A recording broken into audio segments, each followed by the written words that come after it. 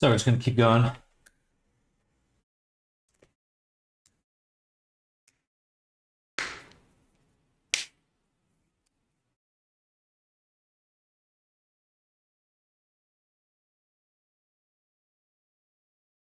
Okay.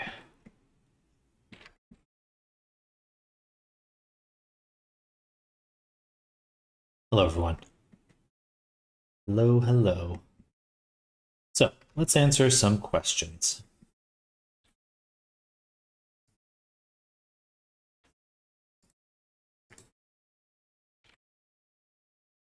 How many points do we have right here?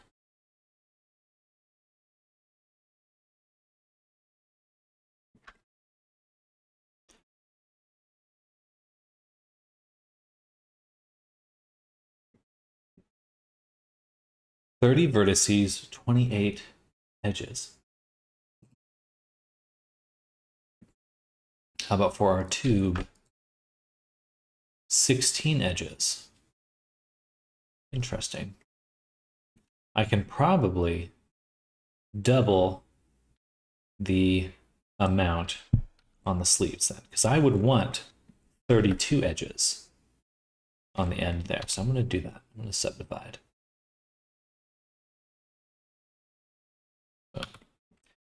And we get a really much more high resolution version. Now, I'm not going to do the same here. What I'd like to do instead is take this and a cut right here. Do that. No, let's do that one more, one higher.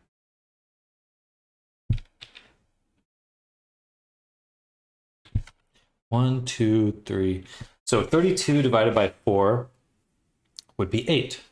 So I want this bottom edge to have 8. 1, 2, 3, 4. This might not make sense while you're watching it, but it's good. It's good to do.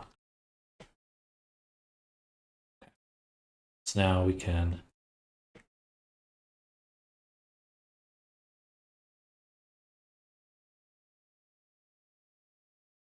connect here.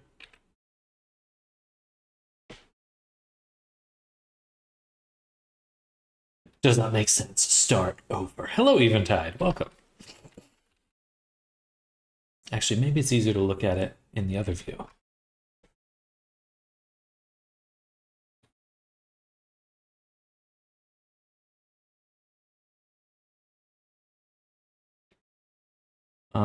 What I need to see is the high poly jacket.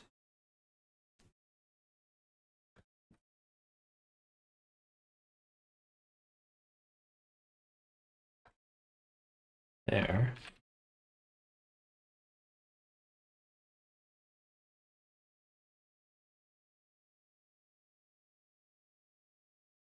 Boom. Boom. Okay.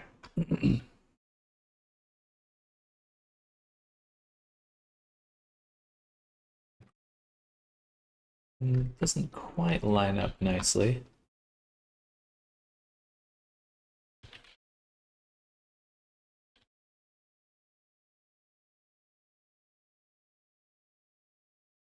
That's okay.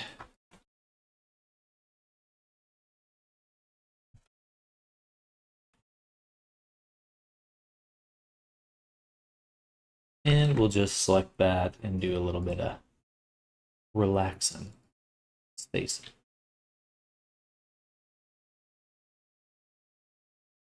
Okay.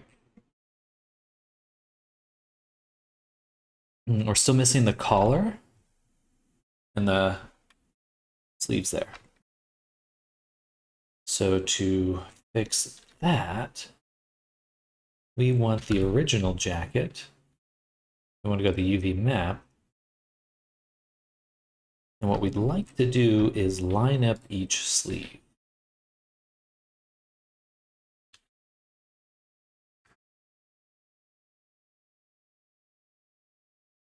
How's your break, Eventide? You have a good one?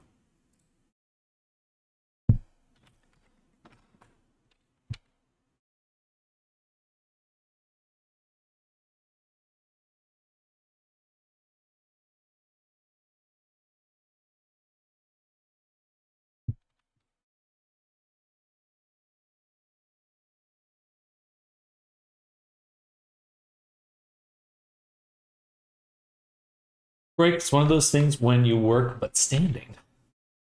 I think it's when you twist your ankle really hard.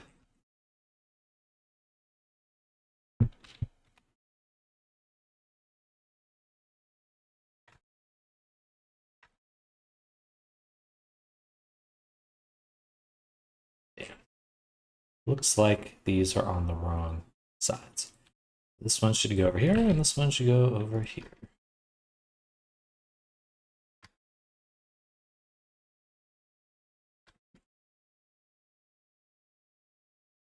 Oops.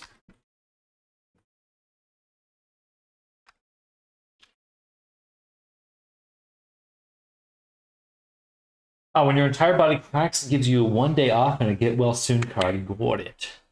Got it.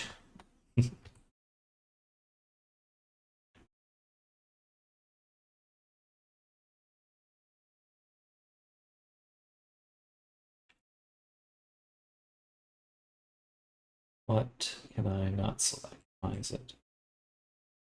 Why is it preventing me from selecting?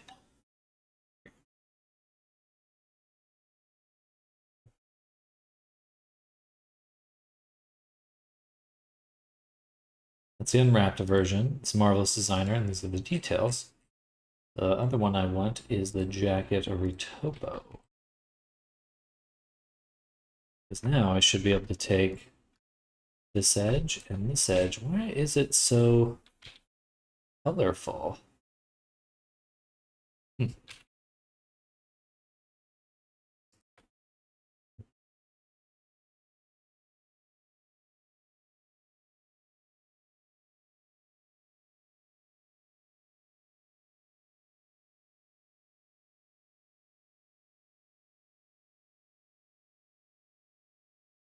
All right.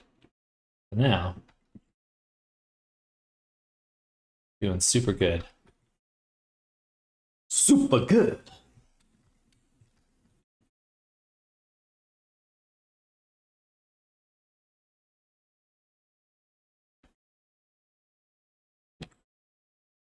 Oh, I'm very full right now. Okay, here's what we'll do. Yeah. We will...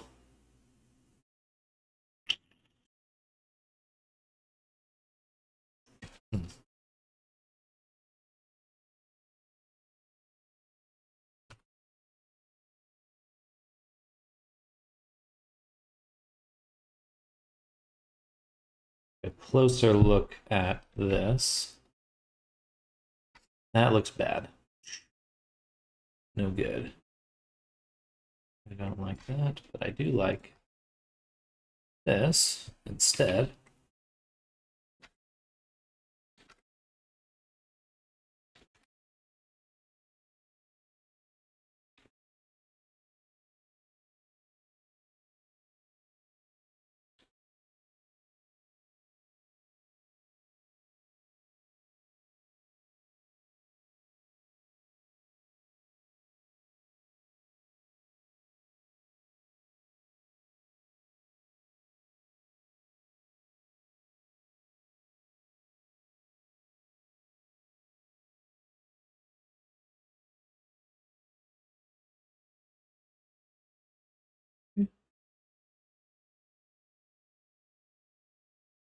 It's okay.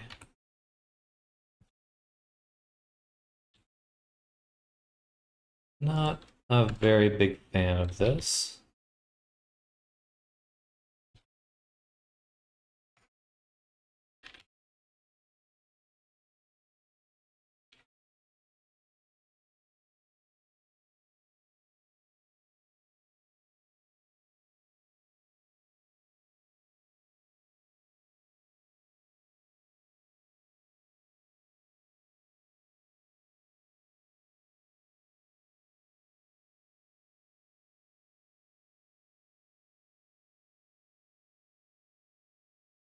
Nice. Okay, that's much better.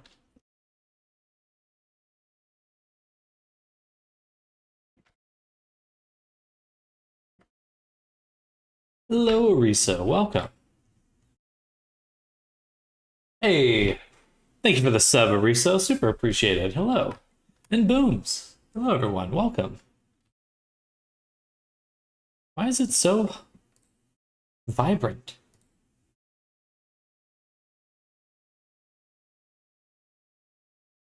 Oh, I see. I didn't realize I could make the wire color random. Funny. Well, you learn something new all the time.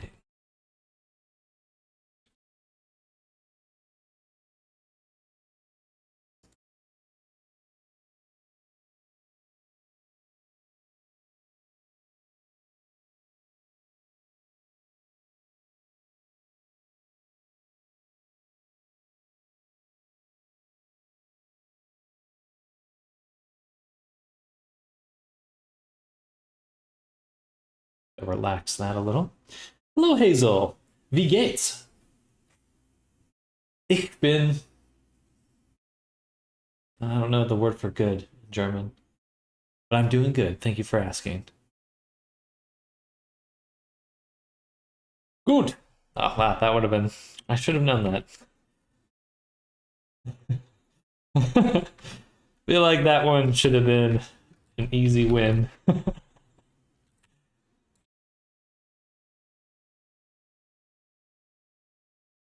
How do I straighten this face?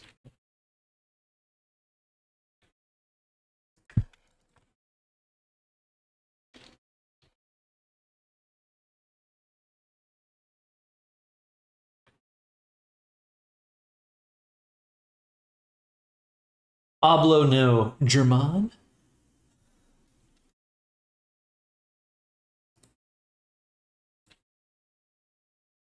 Yo puedo hablar un poquito de German. Deutsche. I only know I took like one semester of German, and I believe all I really remember is Wir machen eine Reise durch Deutschland. We're making a trip through Germany. That's all I really remember though. Wir machen eine Reise durch Deutschland.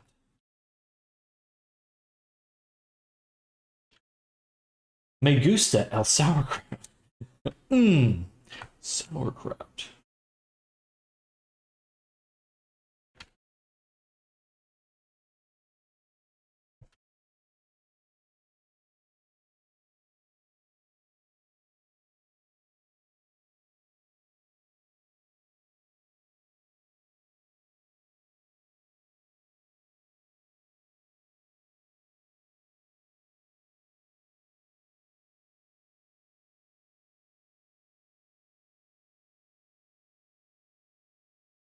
Me gust.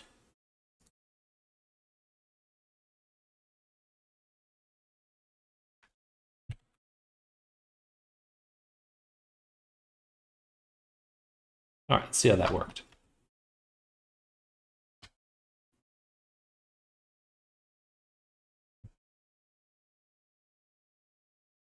So now we have 2 here, but I want 4. I want a total of 4. So I want 4 here, 4 up, 4 on the top. It should be a circle of 32. So, how do we do that? Ugh. I don't know.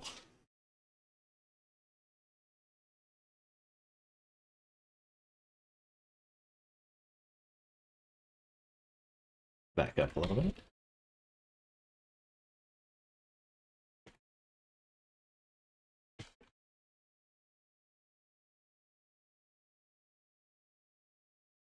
Hello, Toby dear.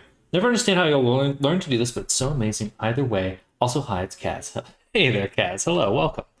Well, I appreciate that. Mostly being very stubborn.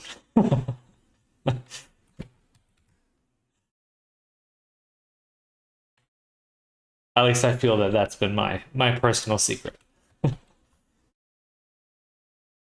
Refusing the grass life.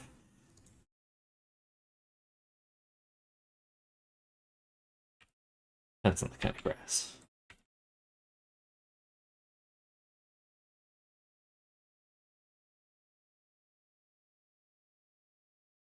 I'll be sending the stuff I have soon. Oh, take your time. Take your time. I appreciate that, though. I get that, haha.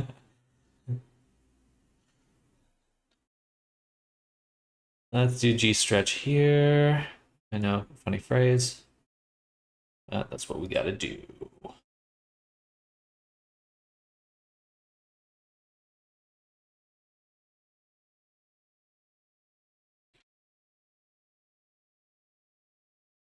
Okay, so there we go. Now we've got 4 here, 4 there. Hey, Kaz, thank you for the follow. Welcome to the stream. Yeah, look forward to seeing what you might need assistance with.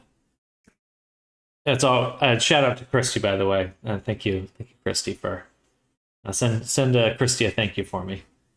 Fancy way of calling it discipline, being too stubborn to give up. Pretty much, I guess so.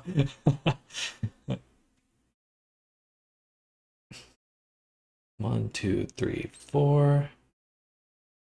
2, 3, 4. There's 4. Interesting.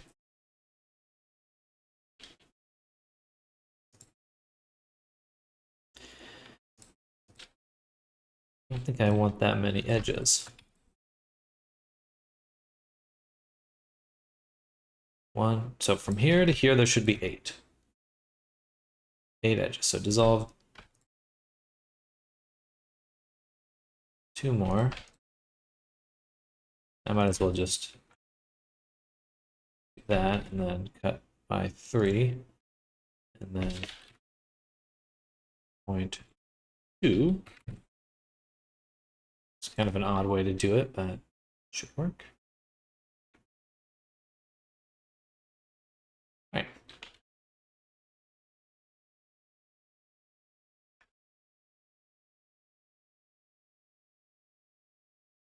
Okay, so now looking at our thingamabob here.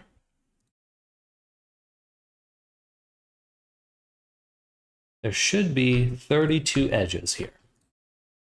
Yes. That's what we want. We want to see 32 edges there. Good. Now this one, well, actually, this one and this one. We want to see 32 edges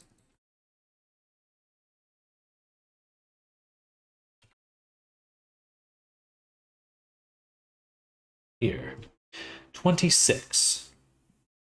Okay. There should be 16 on this side. All right, so we are missing a few edges because there should be 4. 4 plus 8 is 12. But it's half a circle, so yeah, 16. Okay, gotcha. All right, good. That is actually kind of a relief because there was just not a lot of resolution here.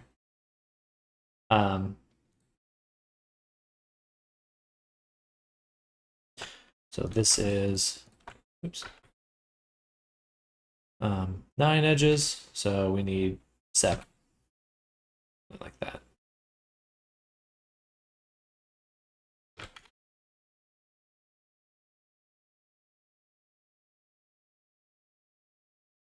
$16 edges. All right. There we go. Okay. I know this doesn't make any sense, but it will in a little bit. Maybe. Oh. It'll make sense to me. Also, I can actually continue to add more cuts here too. Just need this edge to be 16, but everything else can get a little more. Now we'll add more as we need them.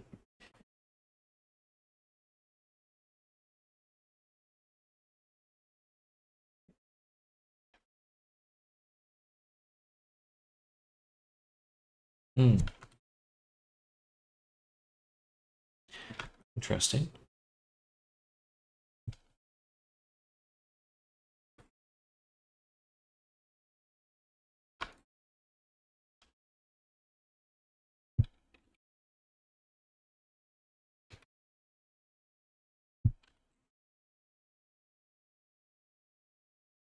Where change improvement add on the color entire Abbey that ends up being 67 hours of work. That's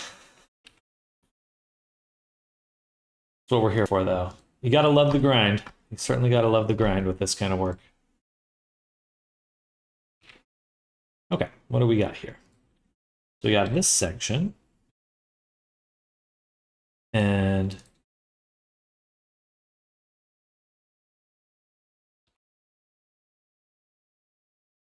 eight.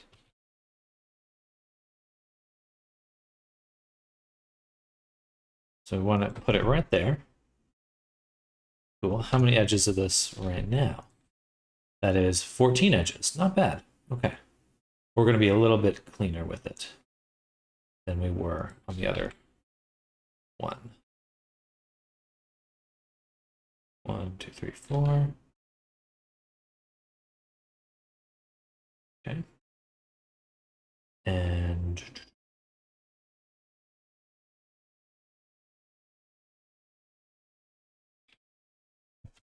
so we're connected.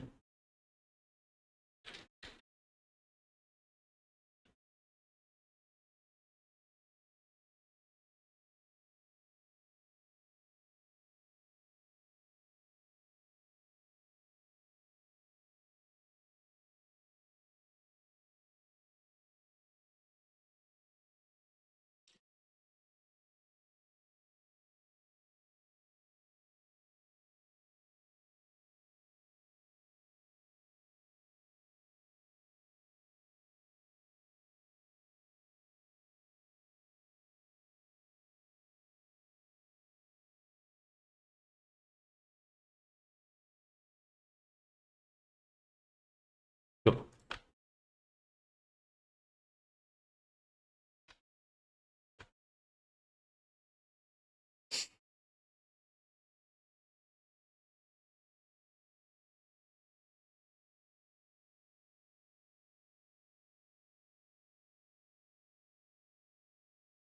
Now that is 17, which means we only need to dissolve one of these edges. We'll do this one.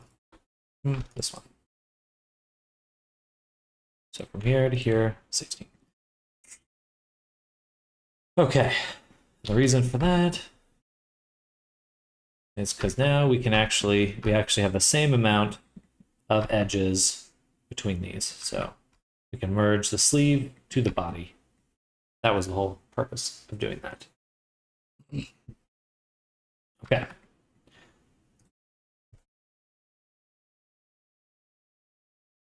Now what I'd also like to do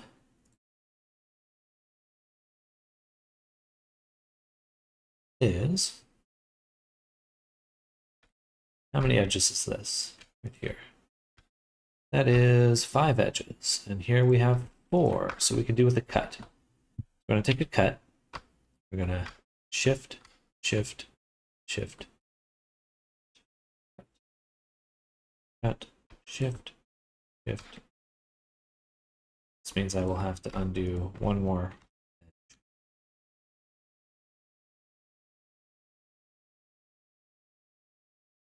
Okay. Will this poly lowering won't affect the folds of the jet, not the normal, but like if the mesh will look too crunchy. In some spots right now, it is crunchy. So if we look at here, especially, crunch. But we have some ways, some methods, aka cheating. That. Let's fucking slice it.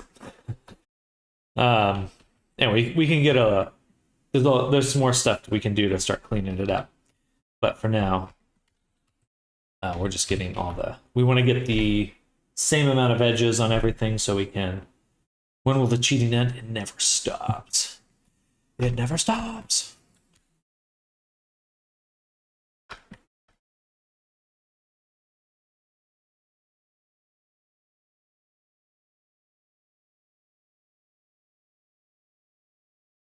It's only 14 edges? But why? That doesn't matter.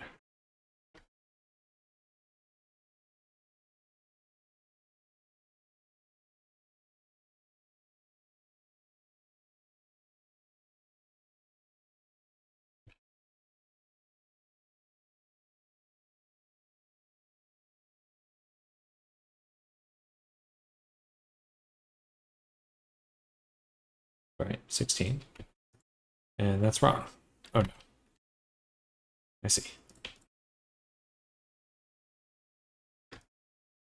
And that's 16. There we go. Twitch is being so buggy lately. He's being buggy wuggy. Buggy wuggy. So for the this here, that is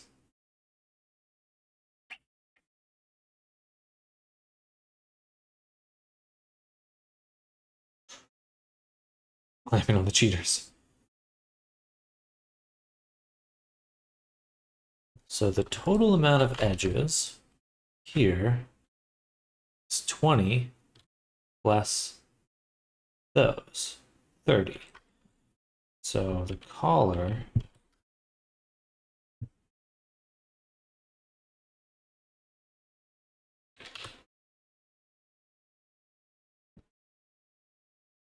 here should be 30 edges. 30 edges.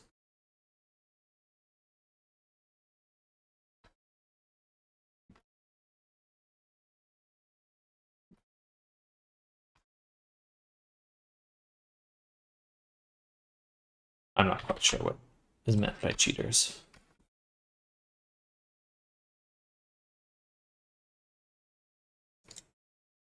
$30.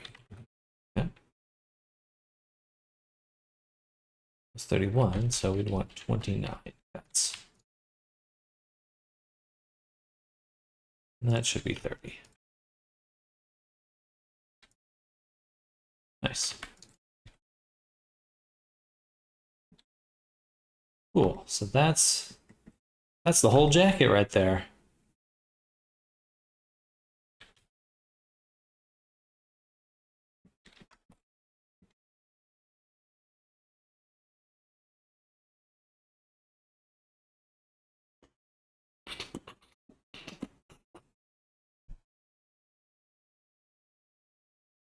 That's 10 edges. That's also 10 right there. Okay, good. It lines up pretty much perfectly then.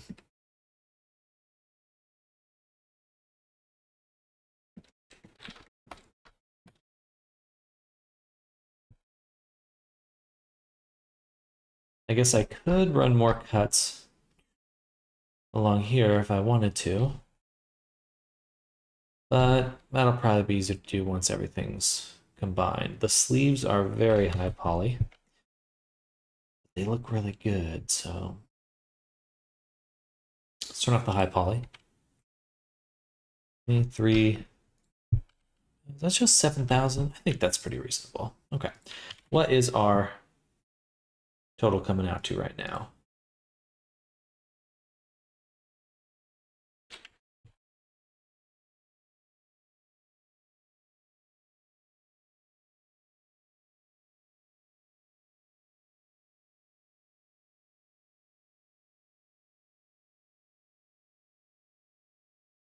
Oh, right on the money. 69,191. We still need to make the shoes, so we'll probably have to optimize one or two things. And then what is the densest stuff so far? The chains. And these have a bevel. These do have a bevel. I could get rid of that bevel pretty easily.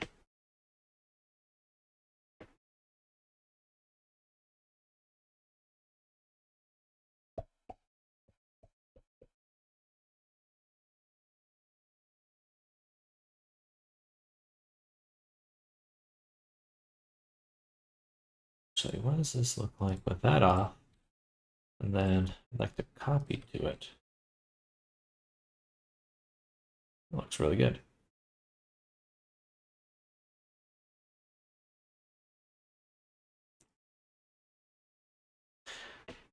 Something that I do struggle with clothing is placing it in one pose, then having to redo almost the whole thing when the pose changes. with Marvelous Designer.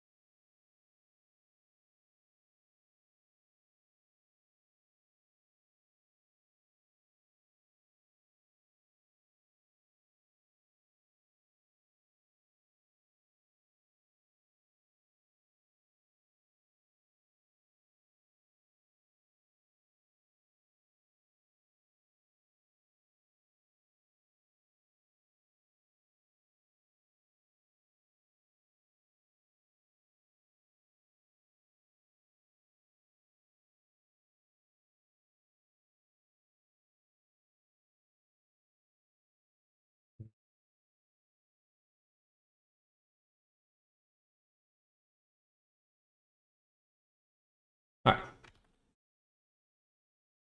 Yeah, because clothes fall so differently if it's not real time. Weight just kind of glues it to the limbs. Not much you can do about that with video games. I mean, that is literally what's happening.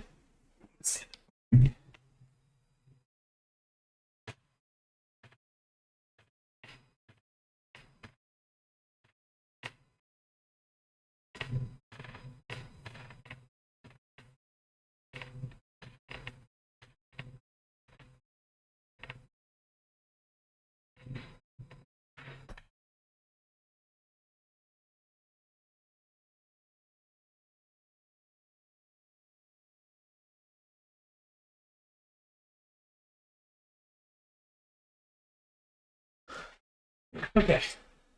So let's start baking. Let's start baking. Did see some Abbeys in VRC that wore skirts that almost seemed to have IRL physics. So that's Fizzbones. Fizzbones have physics. Oh, sorry. Sorry, I take that back. You can do real-time cloth simulation in Unity. It's just expensive.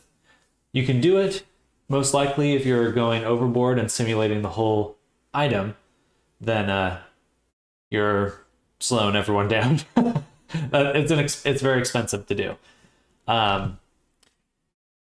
There's also Fizzbones for jiggle physics, which works pretty well. You can make a lot of things look pretty realistic with just some Fizzbones.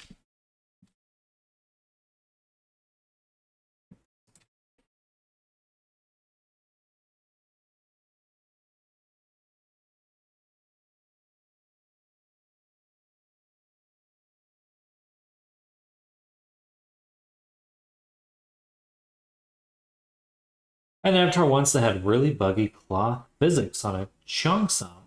When I jumped with her, it sent me flying all over the place. Turned out it had something to do with being made for Unity and not VRC. Interesting.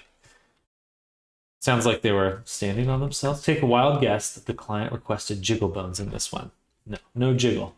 No jiggle at all. Never once jiggled. I'm just kidding.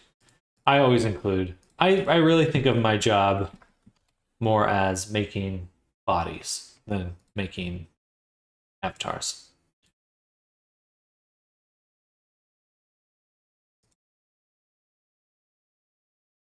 Oops.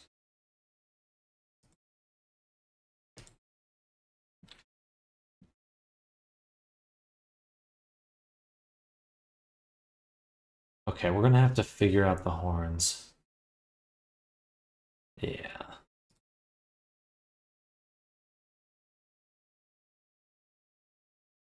So we're gonna mesh them. Then we're gonna combine them. Put them all at, yeah, all at 0. The reason I am applying it with the bevel is because I want the tip to be at that spot. If I turn off the bevel, the tip will be in a different spot. So now I have to go through the process of unbeveling.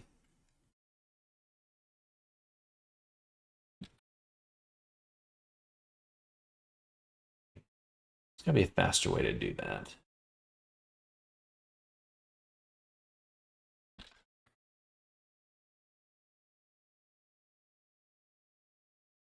Guess it would be like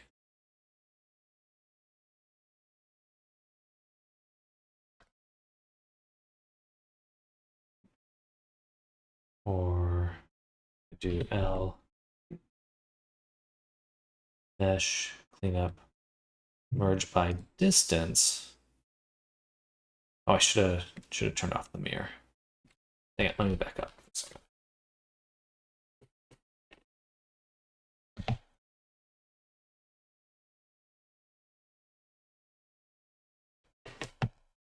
Question, when you get to my avatar, will it be made in a way to make it easy to add another outfit if possible? I'll make sure, I'll do what I can to make it simple. It's still a process.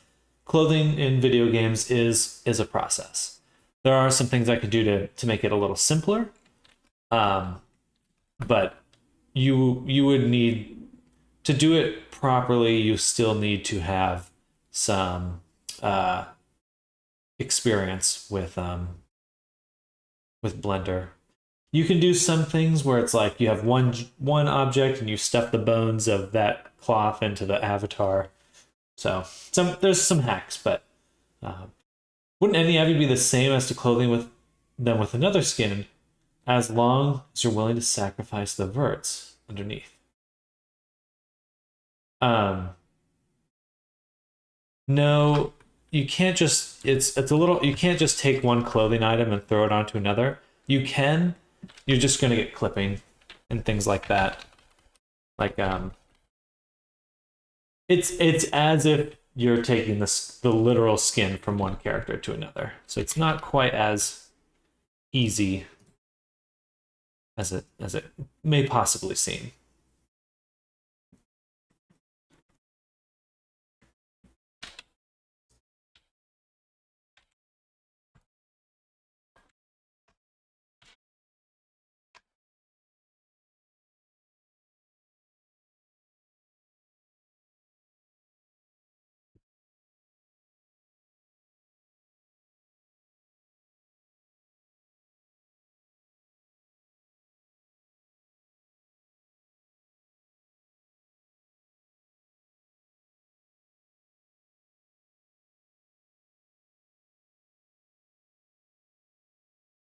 I mean, making handcrafted clothing for an abbey, as long as the base mesh wouldn't it be the same?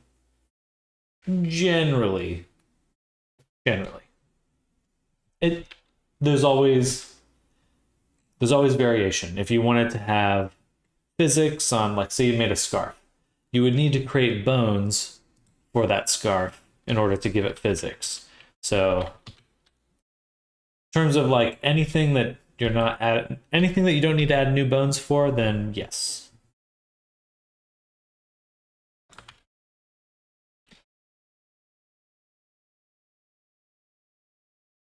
I guess we'll just mesh it as is.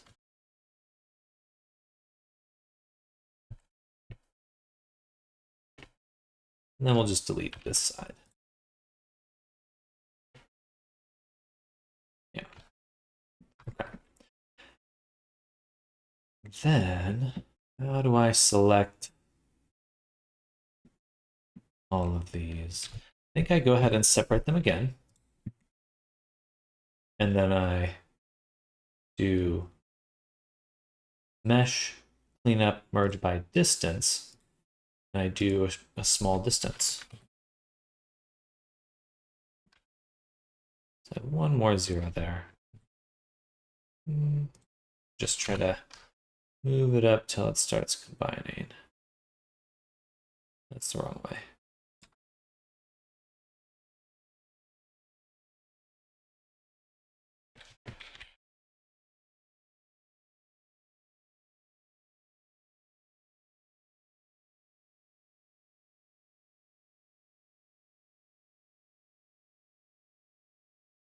And then everything else we can probably just do.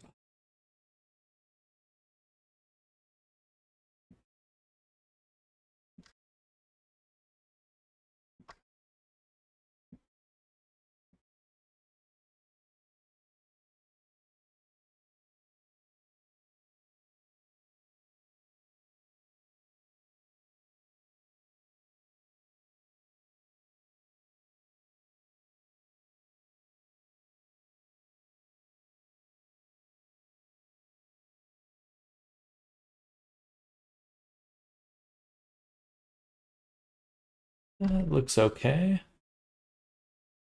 I think. A little hard to tell. Hoping that's okay.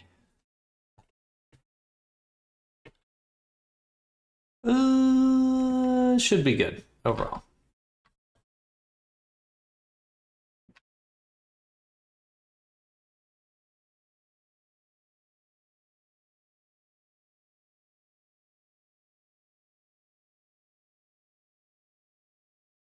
Right, I already unwrapped it, but it's useless. So.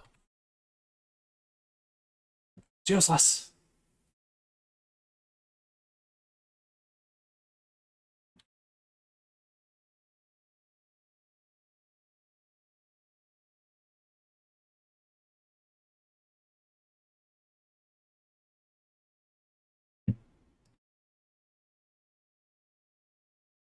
Sit down.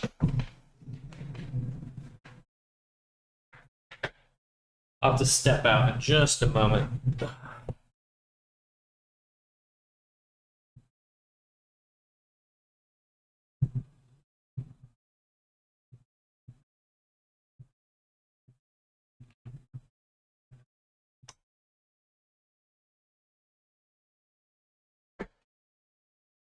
And then we can also add a weighted normal, which makes them look so much better.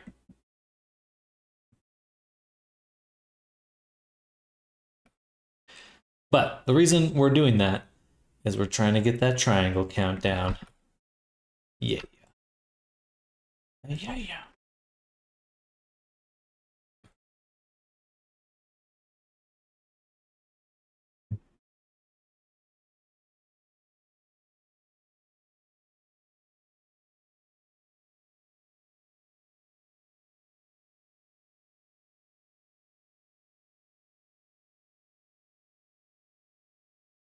I'm gonna grab a Baja Blast BRB. Delicious. Delicioso. The merge by distance will not work on this one. So one at a time, we do this. Which is not that bad. This takes some time. Oh, I have to do these ones first.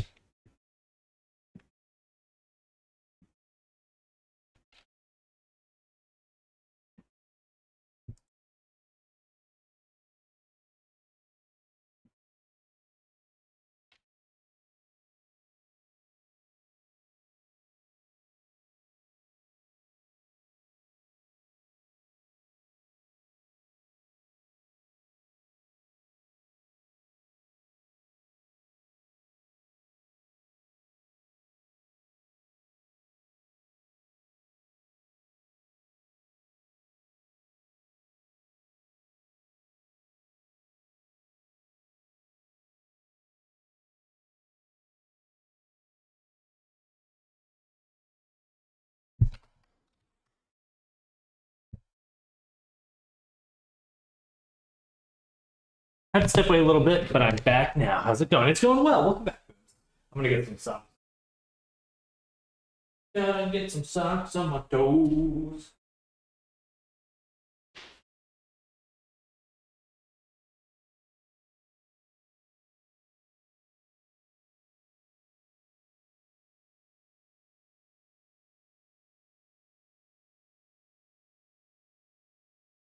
Ooh. Hello, Arctic. Welcome. How's your Friday going?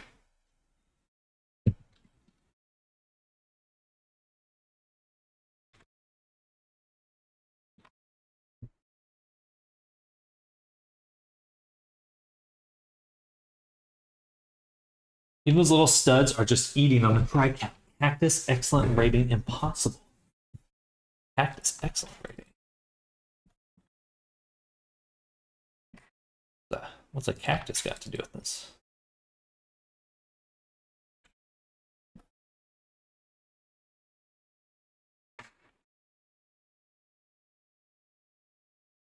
A few more. Just a few more to do.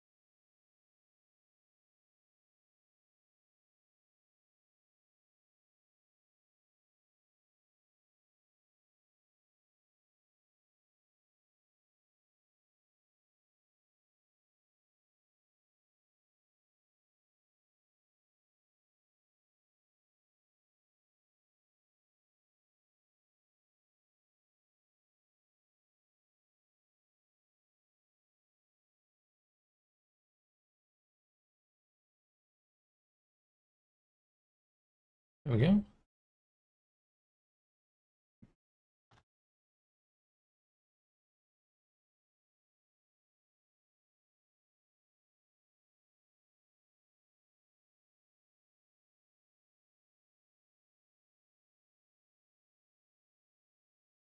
Perfect.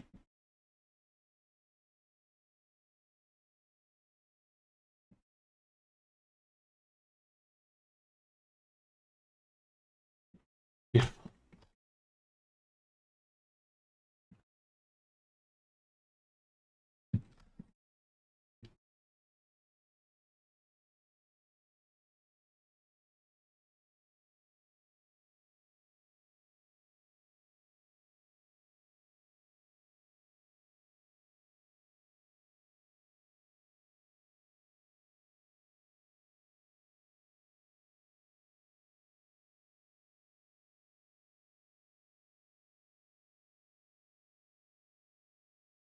All right, there we go. Not a huge difference, but it'll look nice. It will look nice.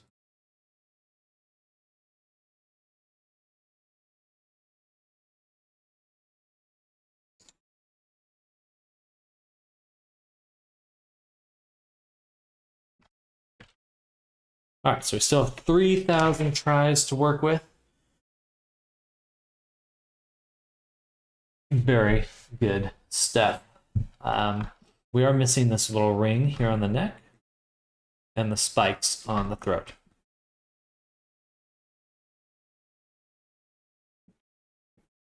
In fact, these spikes here are not correct.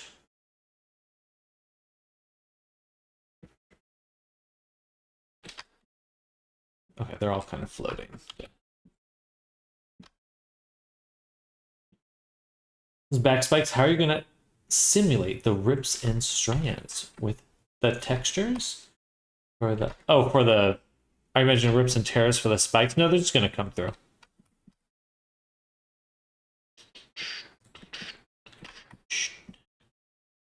That would be,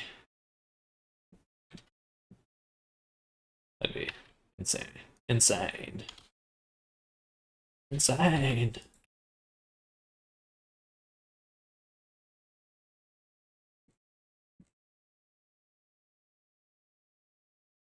All right. We are missing some claws. Do I have those? The body, that's fine. That's right. We're only baking the low poly right now, so that's okay. Because the body high poly has all the claws. Hey! Okay, so good, good.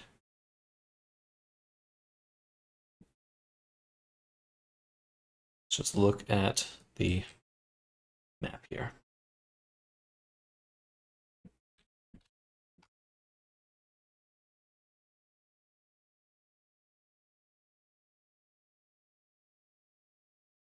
What's interesting is, man, if only I had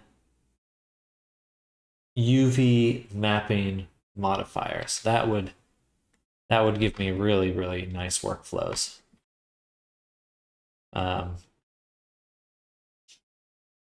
Okay, but we gotta start baking stuff. So let's do it. We're gonna go ahead and Save a copy. And free mesh baking. Yeah. Then they have sets ripped jeans and denim jackets. They are a nightmare if they're not textured. Ah, still missing the spikes. Still missing the spikeroons. These are...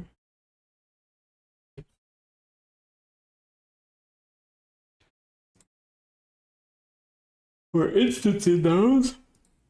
But we need to realize those instances. I have to remember to do that more often. Otherwise, I will miss stuff when I bake it.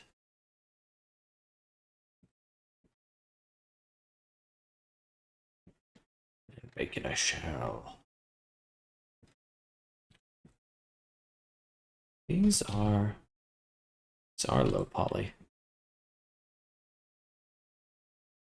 I think that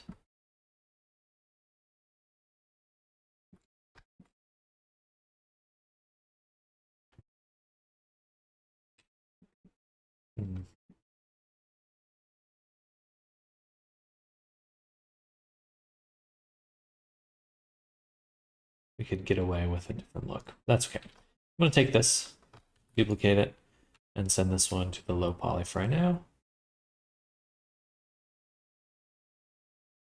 Click it, save it, GeoNode. What we'll do with this is take some of these values, adjust them, such as this one here, make it fit into the circle nicely. Looks good. Then we will take our curve circle right here, get the resolution, drop it right there. And that way on the low poly, we can just turn it down. Something like that.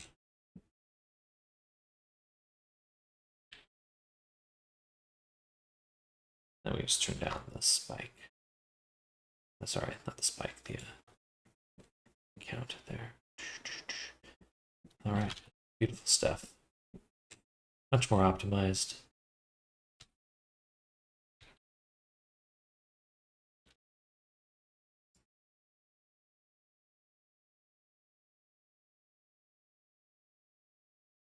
For the spike, I will use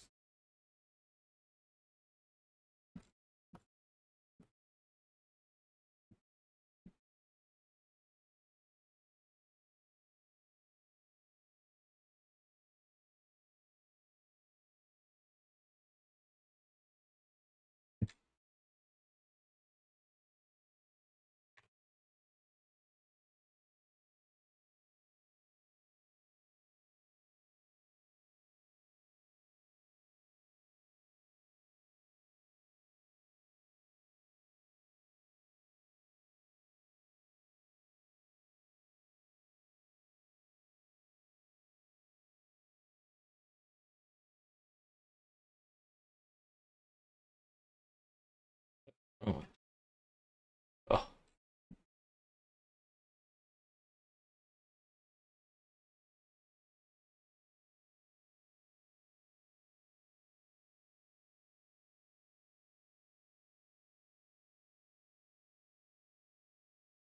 There we go.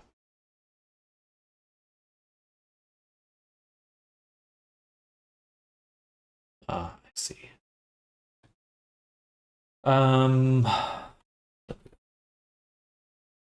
Let's switch it back to the other spike.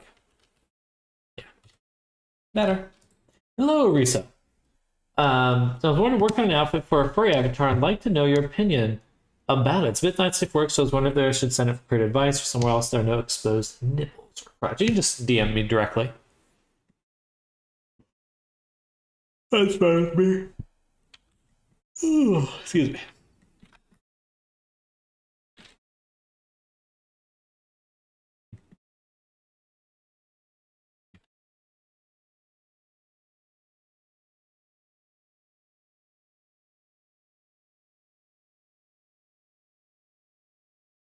My shirt go?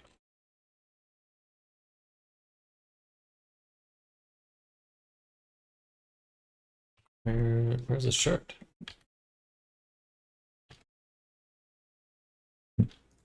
Didn't I have a shirt?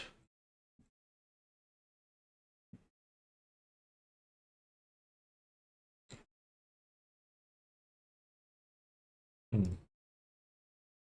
not move it over? I guess not.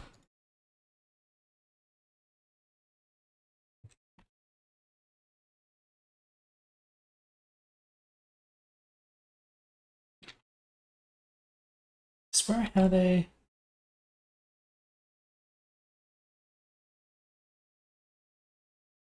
already made a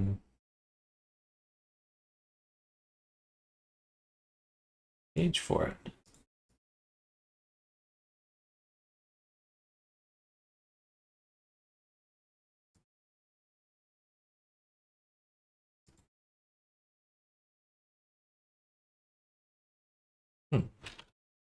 Lose that somewhere.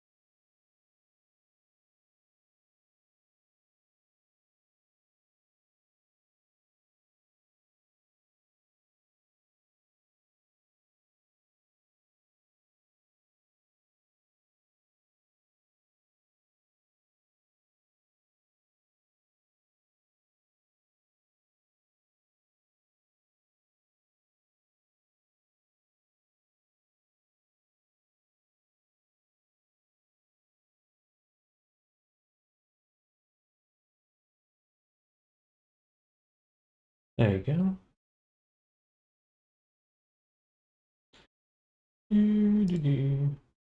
Charming.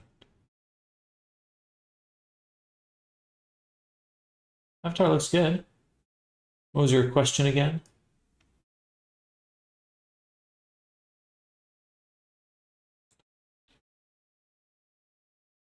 Avatar looks really good. I think it's quite high quality. I think for the clothing and stuff, like really what you're always fighting with Avatar work is making things look soft. So when it comes to the modeling, I think everything's looking pretty solid. I think once you get to the texturing, you'll want to add things like soft gradients. Maybe for the shoe, even though it's a harsh edge on the bottom, doing like a little bevel on the bottom of the shoe would give it just a little bit of a softer look as well. Even if it's a harder edge, still that little bit of just so it's not quite as razor thin on the bottom of the shoe. But the texturing work's looking really good. Yeah, everything's looking very solid on the character.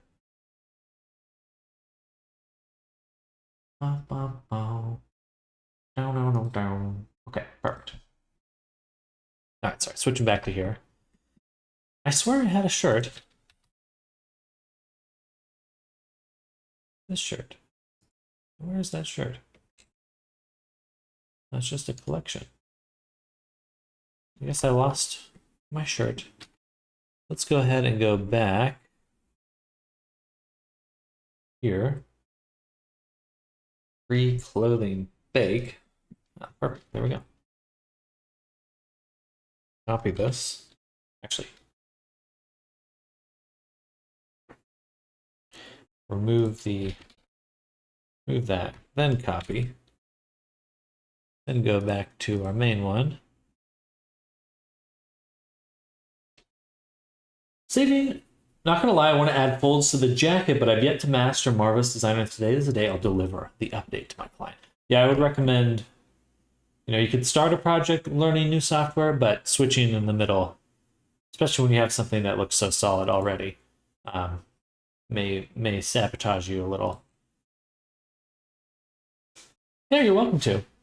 Saving money so you can give me a personal class on your workflow with Marvelous Designer geometry notes and normal bakes. Gotcha. Okay, yeah. I'm kind of learning it as I go as well. But I'm really enjoying. I'm certainly really enjoying the geometry node combo. I feel like it's really coming together. And then we'll go here for the shirt and attach it to there. I wonder if I do have this object somewhere. Oh well, doesn't matter. Now we can go ahead and mesh it.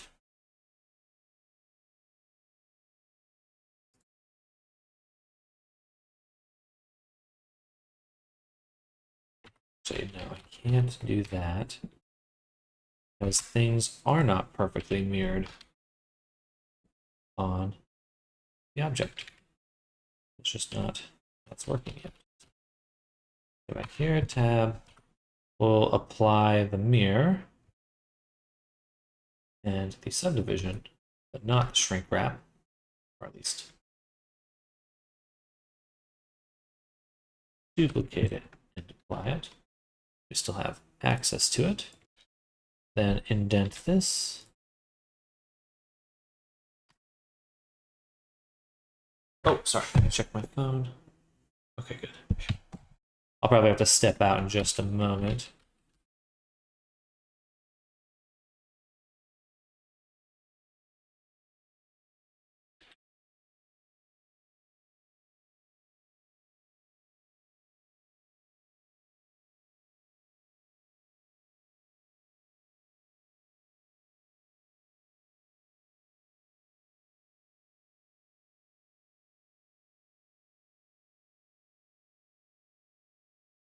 Looks good.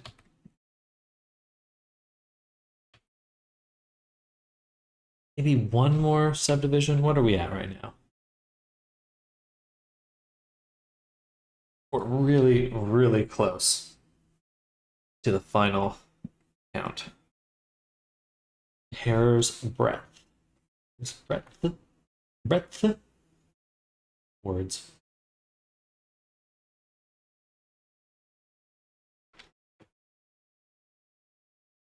And that's about as close as it gets. So cleaning up the spikes really did save a ton of resolution. Good. Which was the right move, even though the horns.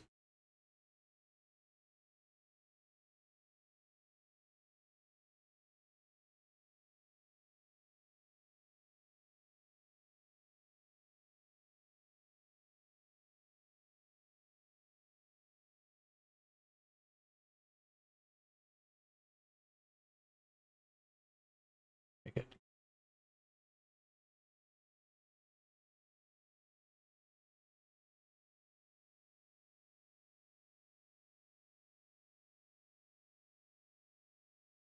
All right.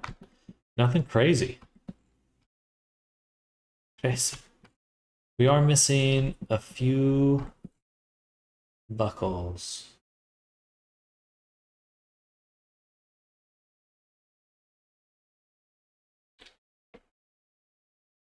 Guess we'll leave that on with one bevel. It looks really nice, so.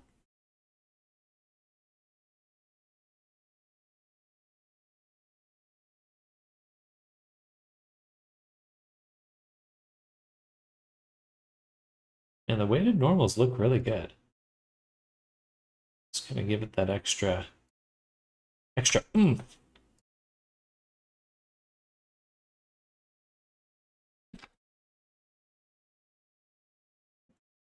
Did you have an Abby you wanted to show, Eventide?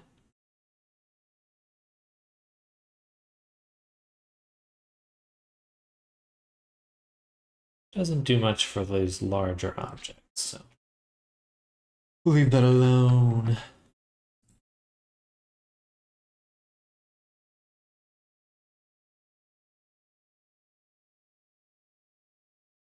No, you're totally fine.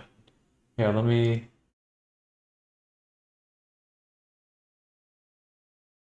drop my Discord in chat. Let me drop my Discord. Discord.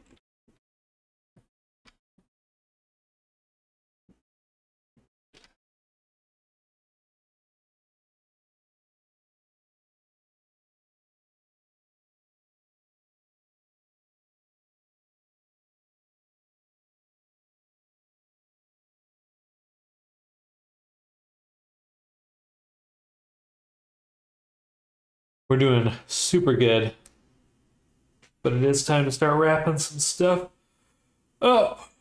Ooh. So, for almost all of these,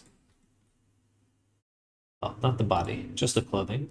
Horns, low poly, body, eyes, and tail, those are fine. Leave those alone. For these, I'm actually going to move into strap curves so I don't touch them. I don't want to mess with them at all. They should just exist in a hidden folder. But all these items, I would really like to be at 0. So I'm going to hit Control A, all transform, so everything is now centered on 0 for the low poly.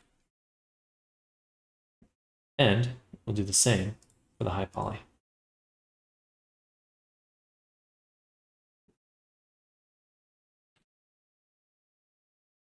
Ooh, we're missing the shoes,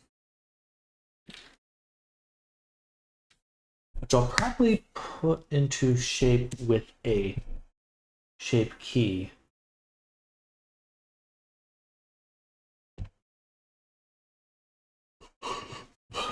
Good. I have to think about that. Yeah. We'll just have the shape, the foot bend into place. That will be simpler. Okay. But that means everything really is basically in position.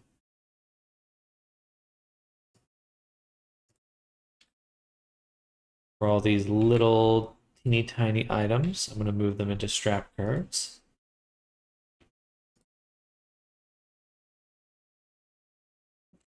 We're going to take the reference and delete it. Also, these can go into strap curves. Okay, what is this here? I don't think that even needs to exist. Okay. Fine.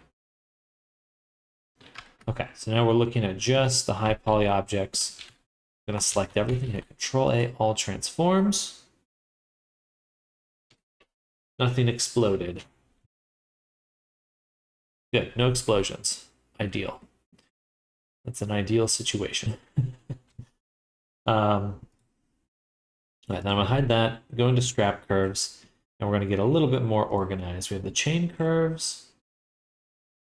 I'm going to make a new collection in here for, what would be a good word for it? Like items that are not being used. Hidden items? No. Instances. Instanced items. Things that are being instanced.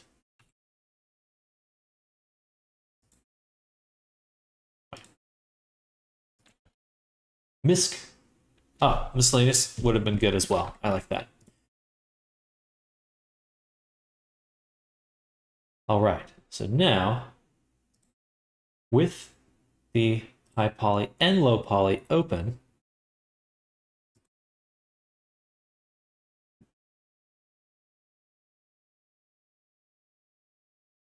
actually, sorry, let me close those really quick.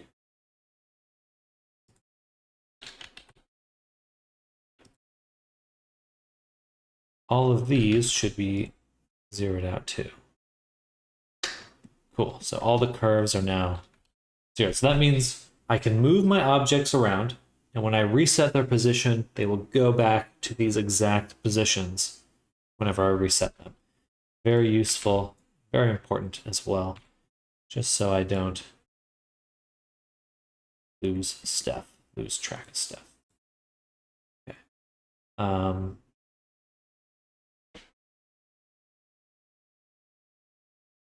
I'm gonna pull out instanced items into its own, so it's not in the straps for the curves. And let me just review them really quick. If I grab all of them and making sure they're at 0,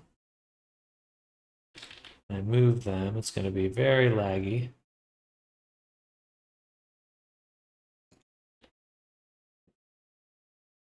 They do move. Good. Now we can turn on the high poly.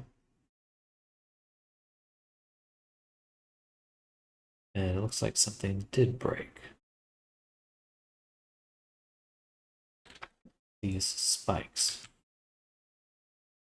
You know, I'm not super worried about those right now. If I have to remake those, then so be it. I'd rather get other stuff figured out at the moment. Okay. So we'll take 2. It's at 0 right now. We're going to move it down. We're going to take the leg as well, including these items here. Also move those down. It's going to be very laggy, but it should work.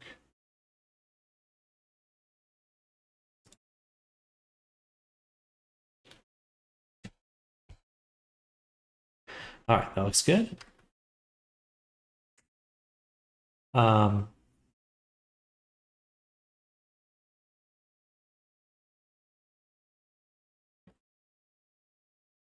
These items here, actually it doesn't matter. I only need the curves.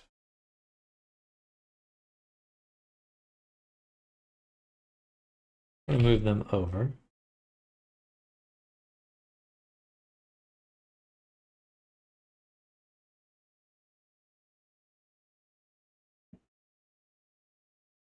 The ankle curves also.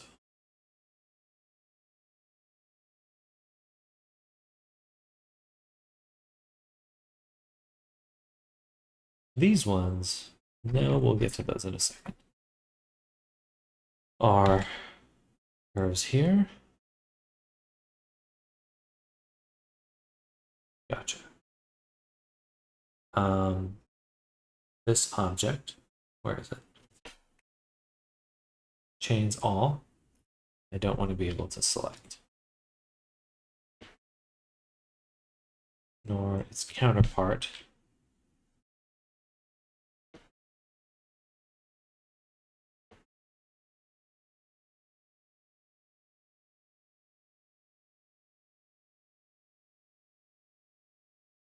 You got a hot dog, buddy? A hot dog, buddy. Hello, Comet. How are you doing?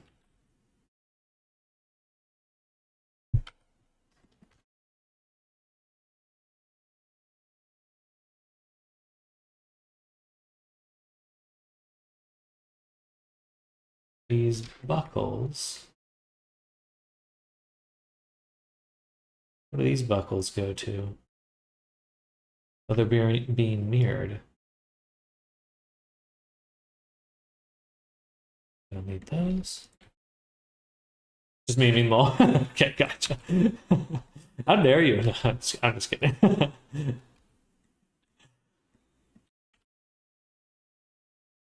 How dare you meme at me?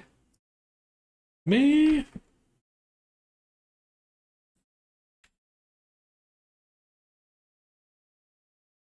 Oh, hello, Nammers. Welcome. We're setting up some of the clothing right now. We're baking. Pulling everything apart. Taking a while to get to this point. Taking a while to get to this point, but we're finally here. Finally here.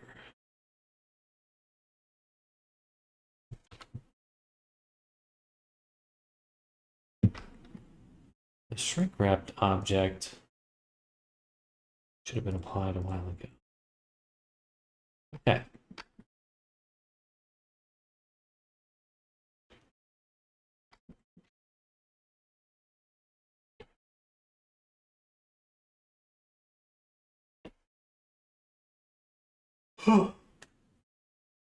Ugh.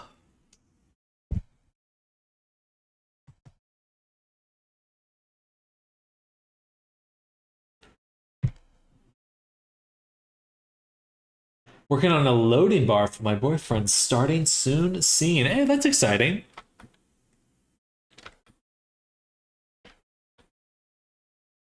Belt, buckles, and chains separated as well. For now, yes.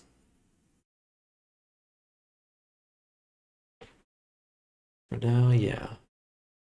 And in fact, some of these other objects should not even be enabled right now.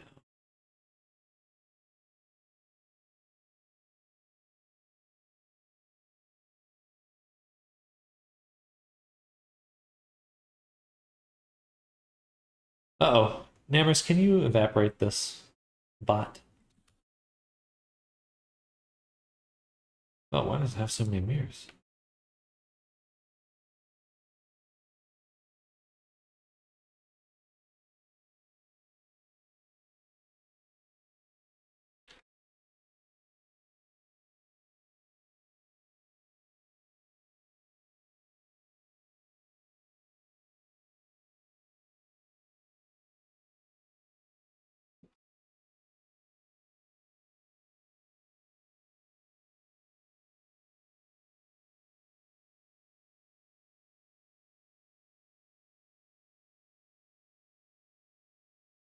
The Nammers hammers.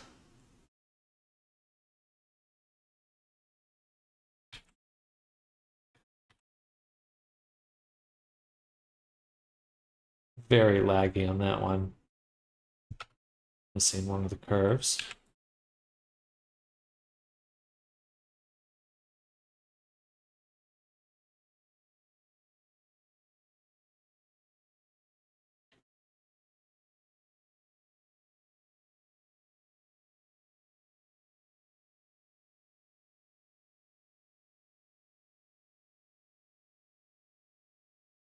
These spikes are not in the same position. So to fix the instances for the spikes. Instances. Um,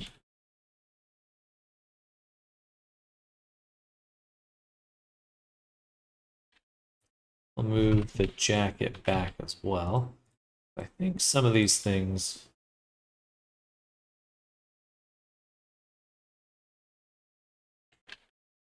Not good.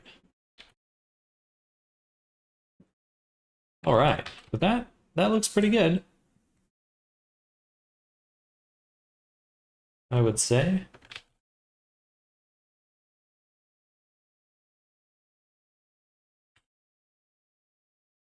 Okay, so what we'll do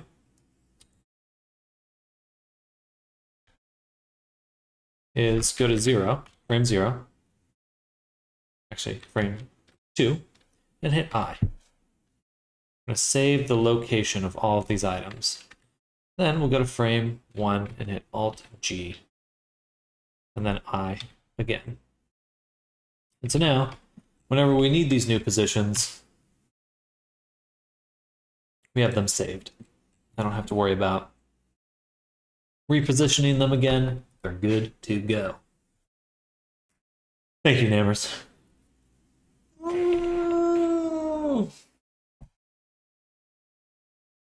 Okay. I'll put on my shoes. Quick. Dang, I gotta run in every day this week. I'm feeling it now. All right, except Tuesday. Tuesday I didn't. But I got my car back Tuesday. It's all good. It's all good in the hood. Also, just throwing out there, anyone who's looking for commissions or is interested in mentorships, those are always open. I'm gonna have to throw in like a little ad every 2 hours or so for myself. But just keep those in mind. I also have a Gumroad with a bunch of free VRCHat items. If you are interested in taking a look at those, should be down below on Twitch.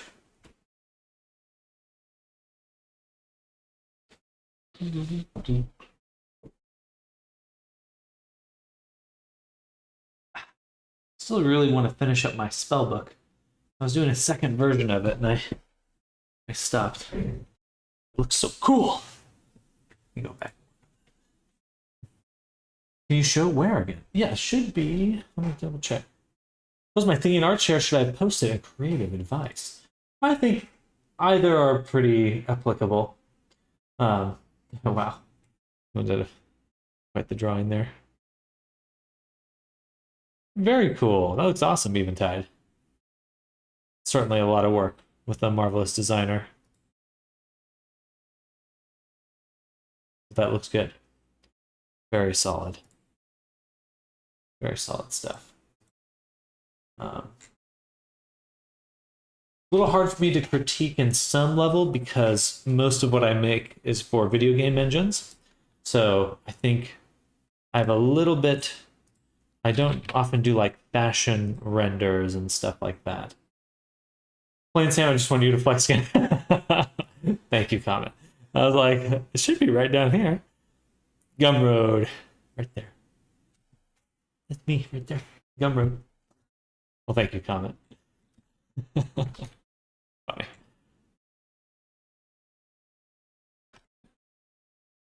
Already got 2 hot tip here. There's so much room to improve. The improvement stuff never ends. Always more to figure out. That's for sure.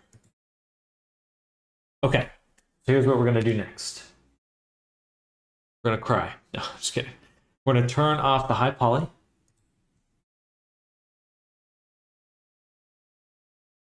Thank you, Namrus.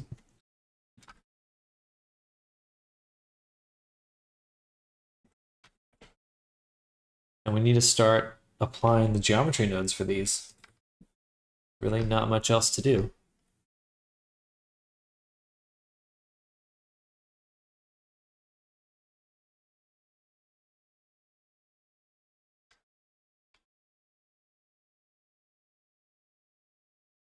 There's always room for improvement, and that's great. Imagine that you reach your best and you cannot become better after that. That would be tragic. You're not wrong. You're wrong. Always more to aspire to. Worst case scenario, if the chain link, if I do need more verts, I'm going to replace the chain link with a tiling texture. I'll probably do that anyway, honestly, because it's not going to look any different. Yeah. Yeah, I should.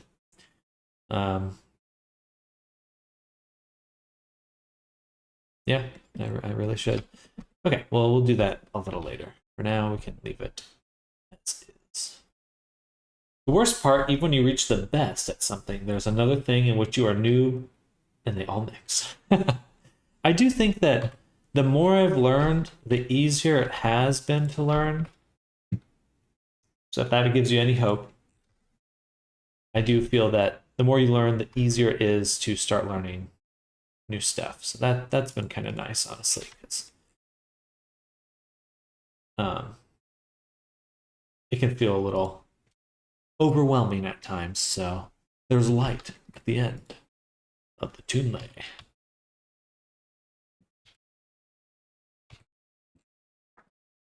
Oh, 1 second, y'all.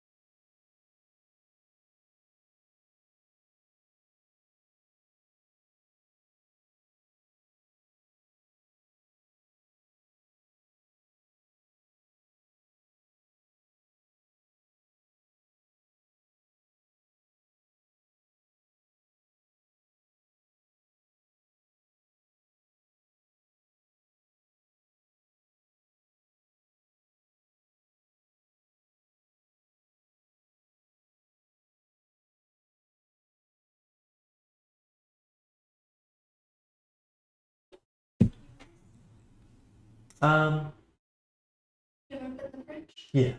Thank you. Okay, so now we're gonna do another thing. I'm going to delete this object. The chain curve. It's too much work. Might as well just use a repeating texture. Yeah. Then our items down here, those are in the instance items. Good. These objects here should not be mirrored. Or we don't need them to be mirrored right now. Let's turn it off, not delete it. Yeah. Frustrating, another bot.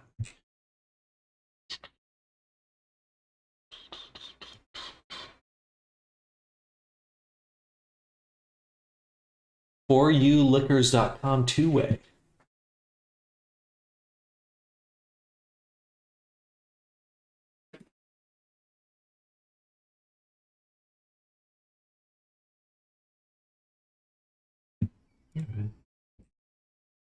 Got the name.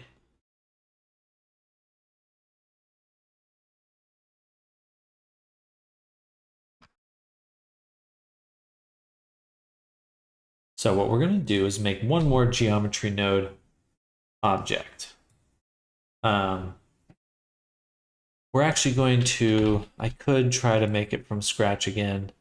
Don't think I should. I'm going to, well, it's pretty simple. Who was I making it with last time? Oh, it's here. It's already in the project, actually. I have one for Shimo, the body baker. So we just need to use that here. So we'll make a new collection called Clothing Baker. Clothing Baker. I can type. And in here, we'll make an object called Cloth Baker. And we'll add a modifier, GeoNode. I think we should have an object on the body baker.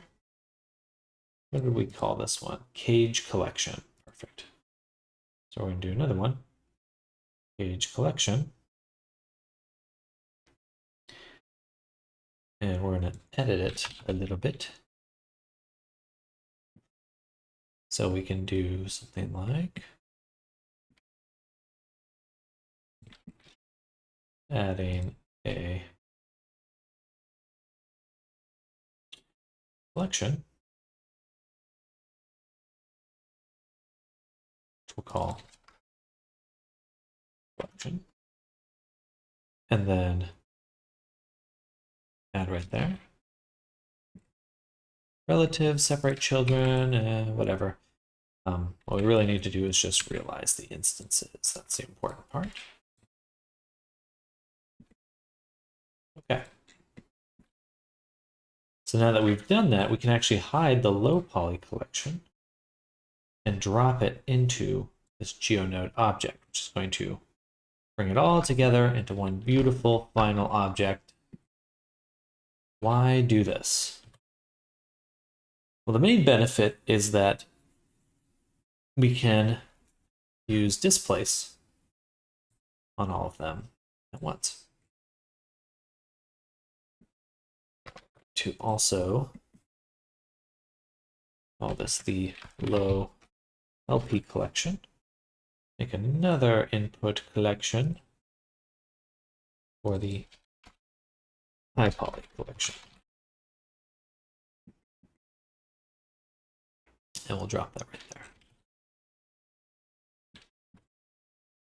Because what this lets us do is also include our high poly in here. And so when I want to switch between them, instead of managing all these different collections and stuff, I can actually just click this button and swap between them. Easy peasy. Lemon squeezy. This, but we do need to go a little bit deeper. some of them. Because we still have not actually finished our UV mapping. So let's do that right now.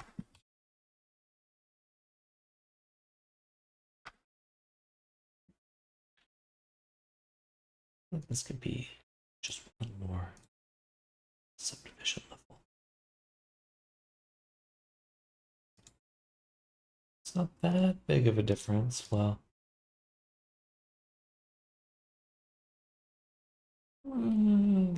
it's should be good.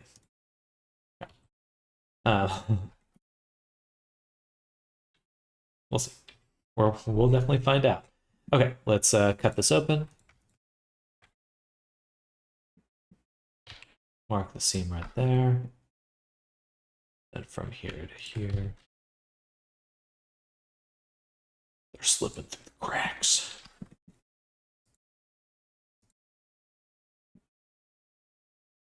Was AFK for a second? Oh no, you're totally fine.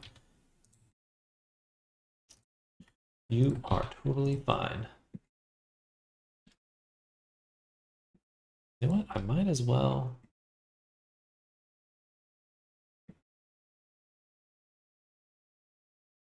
Well, yeah, we'll cut it. Cut there. And then cut.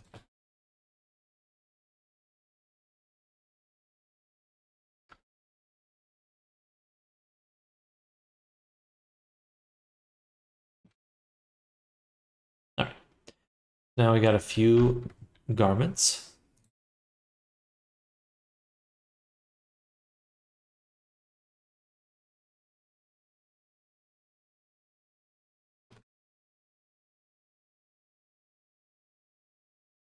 Sure.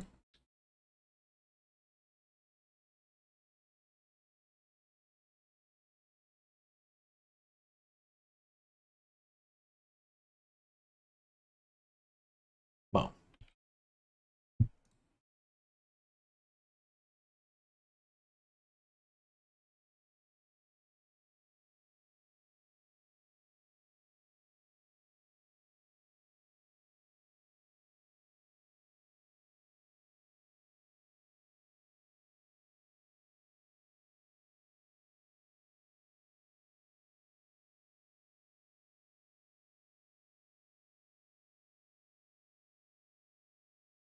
Hello, Audie. Welcome. How you doing?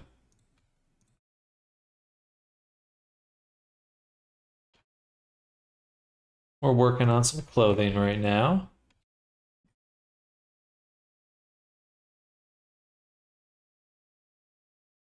Finally back with my Baja. Well, welcome back. A blast from the Baja past, I guess.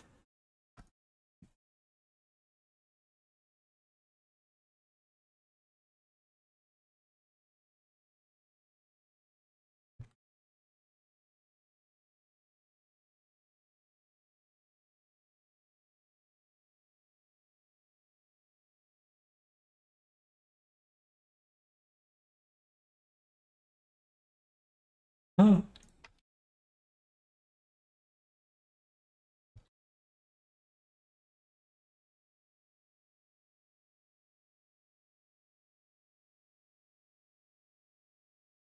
Bam, bam. There we go. Cool. We got the 2 sleeves done. Now we can focus on these. Boom. Boom, boom. Actually, let's pin these down first. Then I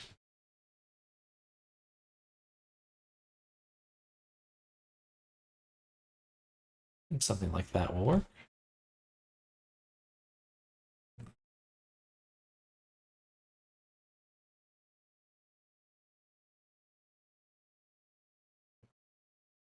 Bam.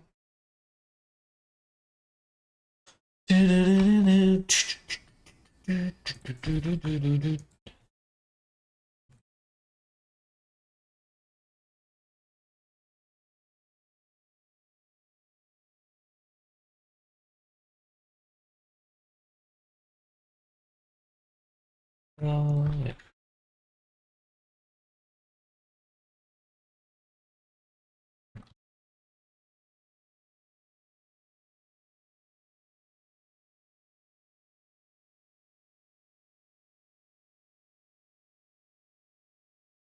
then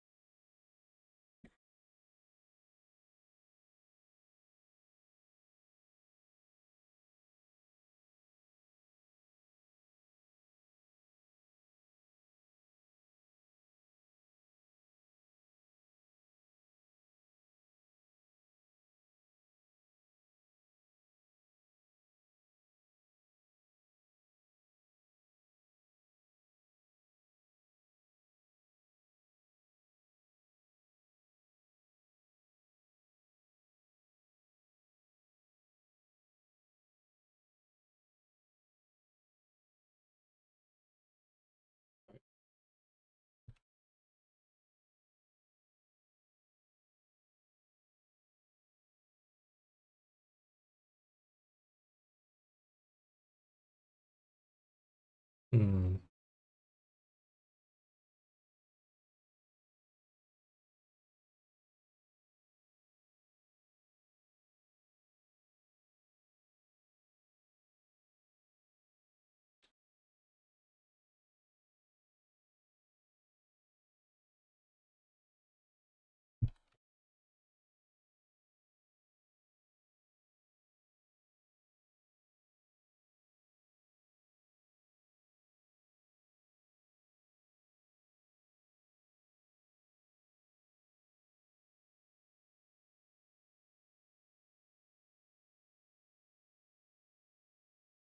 that's gonna have to do.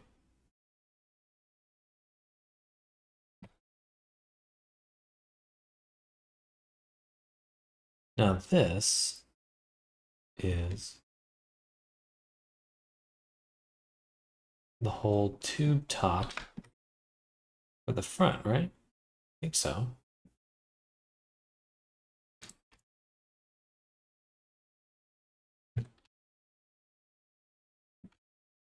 Seems like it.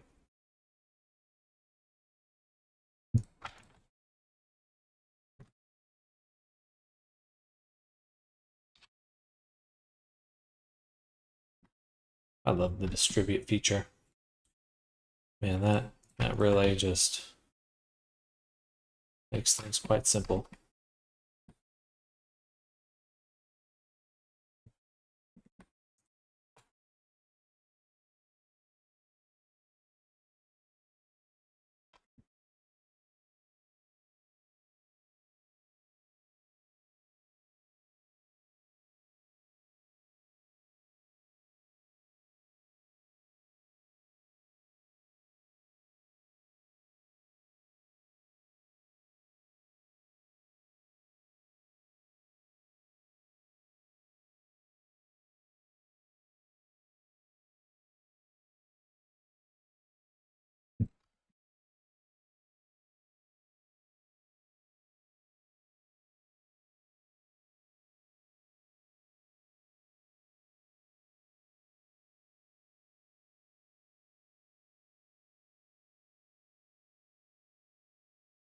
Hmm.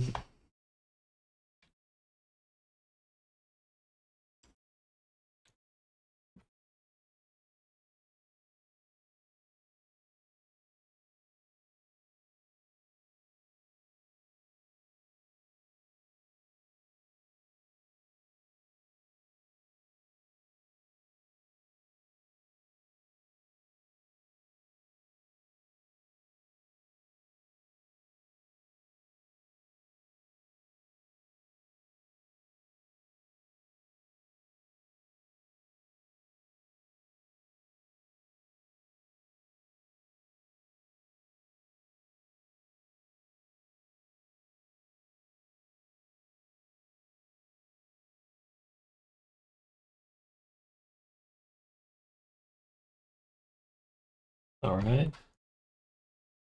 How did that go?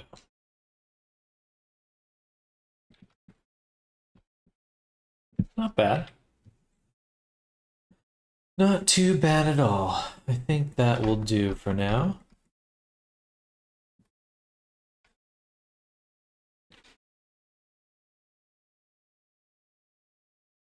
gonna suddenly move to Europe and won't be able to have it anymore? Do they not have Baja Blast in Europe? Is it illegal?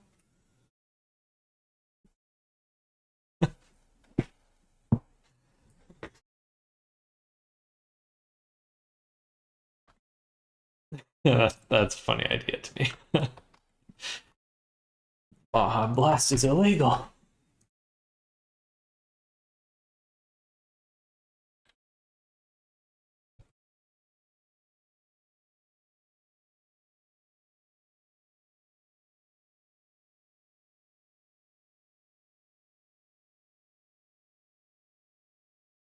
Blast off.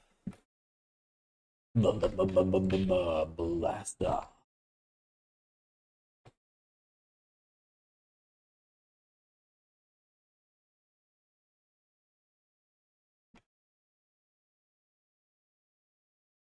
What benefit would it be in evening the islands into squares here rather than letting them maintain their curvatures? The number one main reason I turn them into squares is because, well, there's a few reasons, but number one main reason is that I prefer having an even lineup, because when you're working with an image, really what you're working with is a grid of pixels. You're not working with like perfectly smooth shapes. An image at its core is a grid. So by aligning your canvas very directly with that grid, you can avoid things like blurring or bad sampling. And you can see here how on my UV map, these things are lining up literally to the pixel with each other, especially on this vertical direction.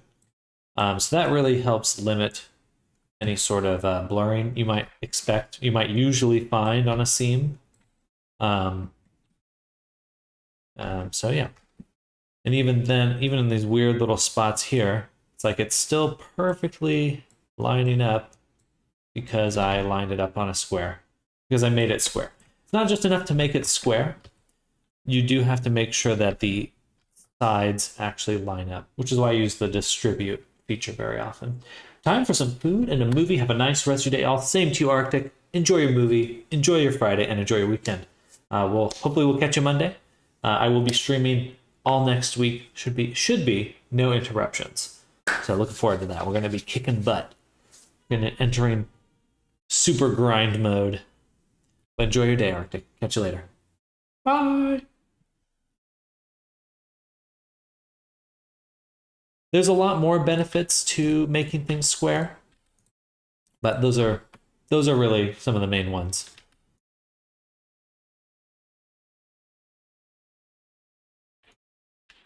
Also, just ease of painting. You know, I really don't have to guess on where things are going to be. Makes it a lot easier to line up. Anyway, the benefits do really, in my mind, go on and on. Because I just find that, you know, I'm fighting the standard UV unwraps. I'm asking because I'm seeing you're making the squares of different sizes, so thought maybe it's because you're going to divide them into little layers you said before. For now I'm going to be stacking them all into the same. Anything that's shares the same material is going to be packed into the same UV map, or at least, yeah, so they don't overlap when I bake them. So anything that's going to share this, I might have to rearrange this later, but generally this is going to be our setup.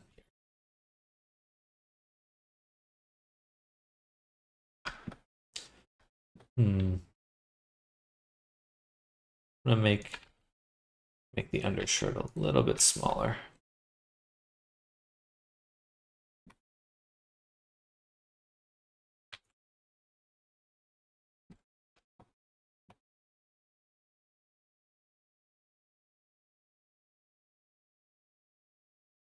Then actually,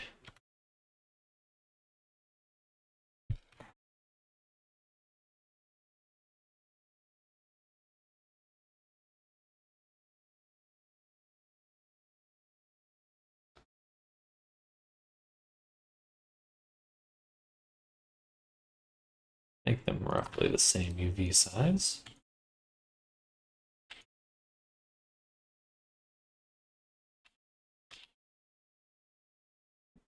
But when you say different sizes, that means something else. So the reason I'm having them be different sizes on the UV map is because in the physical space here, they are different sizes. So generally you want, there's pixels, which refers to a pixel on an image. And then there's another term that's used a lot in video game design called texels, which is generally in the world, what's the like general density of an image on a character.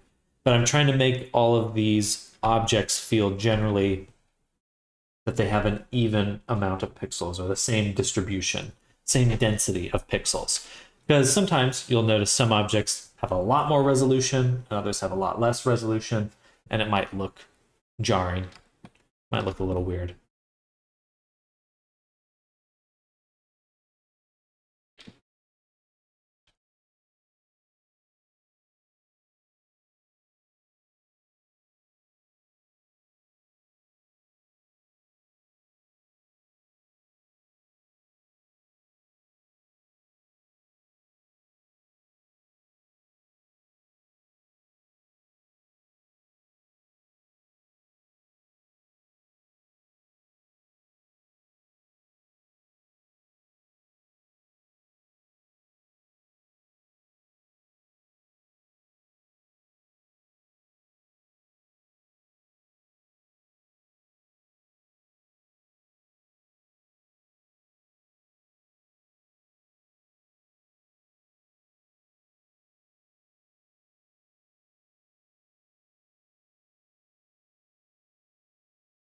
In this case, why are the sleeves or insanely thick inverts so small? Should they occupy the majority of the UV space? The vert density does not matter. What matters is their density relative to each other. So if I move this up here, you see how the squares are roughly the same between them?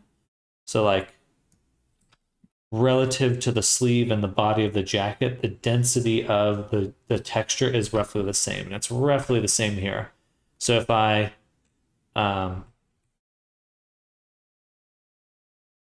was to increase the density, the size here, let's do the other one. You see how the resolution has gotten so much denser here. So you'd want to maintain a relative similarity. That's not always the case. That's just generally kind of a rule of thumb I follow. Yeah.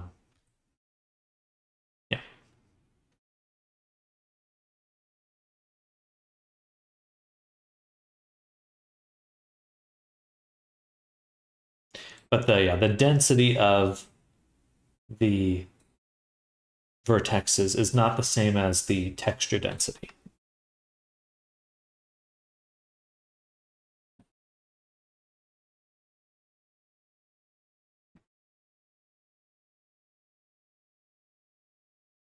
Sometimes I refer to pixels, like pixel density, as resolution, but it's a little different than that. It's not exactly a one-to-one comparison.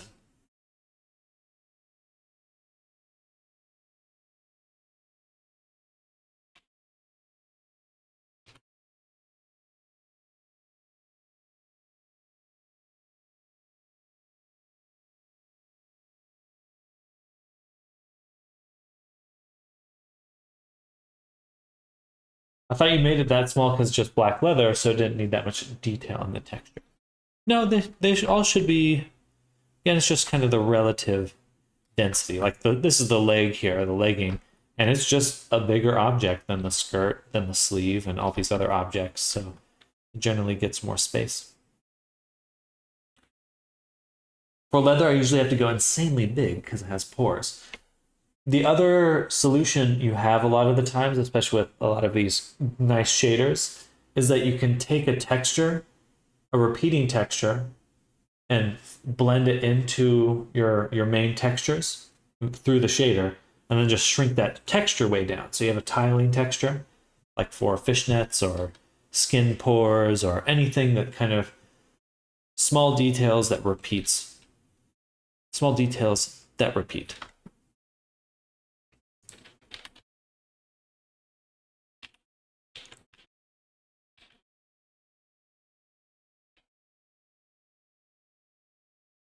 Doesn't blur being that small? No, because you're not baking them into one final image. And if you're using a shader to kind of combine textures, you can keep that resolution. It'll make more sense when I get to it either later today or tomorrow. We are going to shrink these down a little.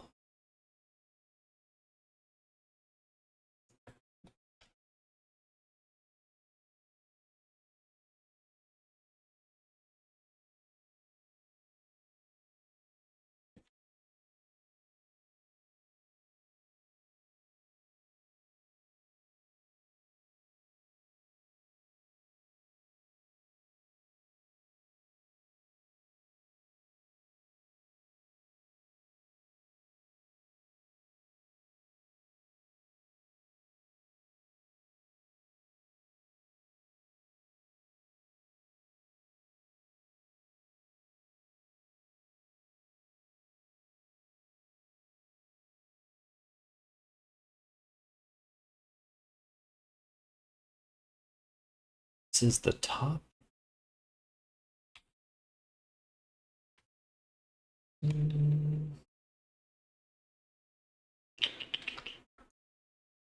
Let's shrink it a little. Yeah, that'll be fine.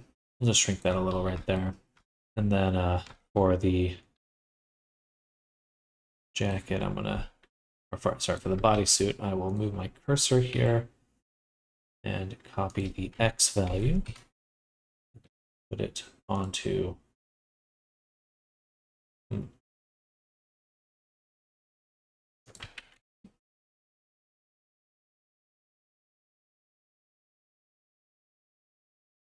other way.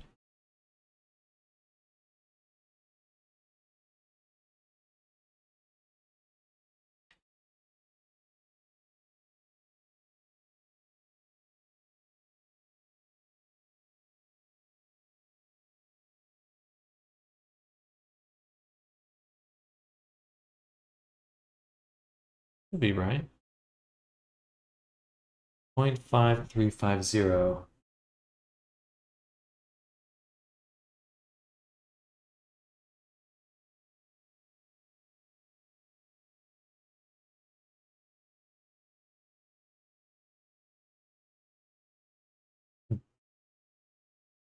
Single shader sounds alien to me. Also happy to learn.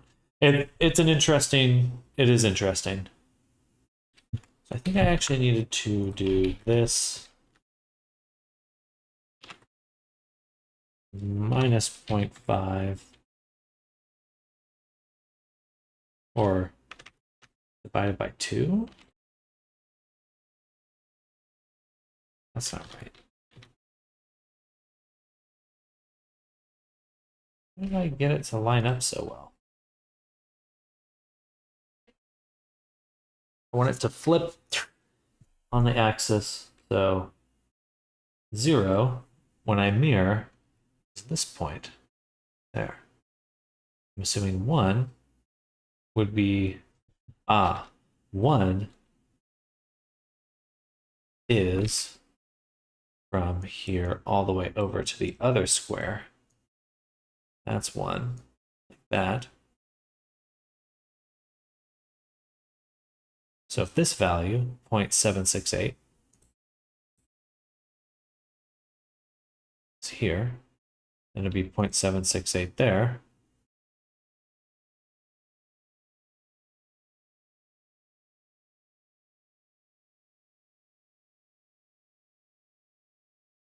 So I wouldn't be subtracting it by 0.5, I'd be subtracting by 0.25 minus 0.25.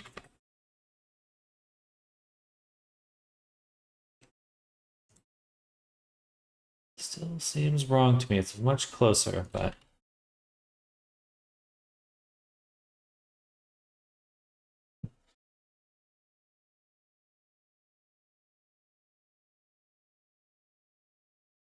some sort of conversion here that's a little odd.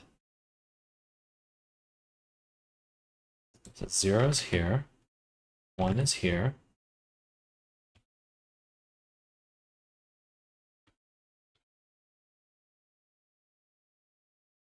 Point 6768 is there.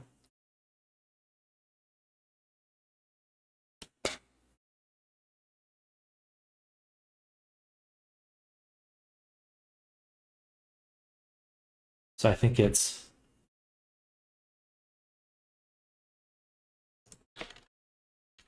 what I was doing earlier. This minus 0.5 divided by 2.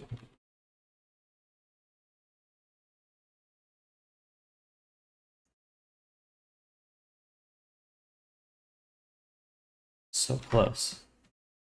That's a little far though. Right there.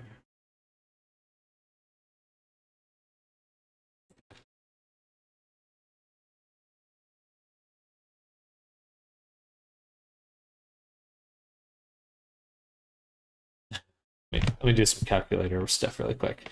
What is this relationship? So 0.768 minus 0.5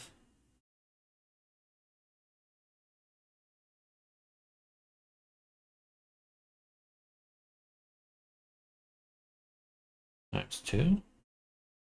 That's okay. I subtract by 0.5, then multiply. So I'm not contracting, I'm expanding it. Okay. So I take this value, put it in here, subtract by 0.5,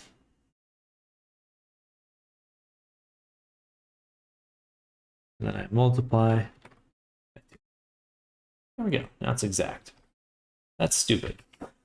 That should be way easier to do that. Ugh, no.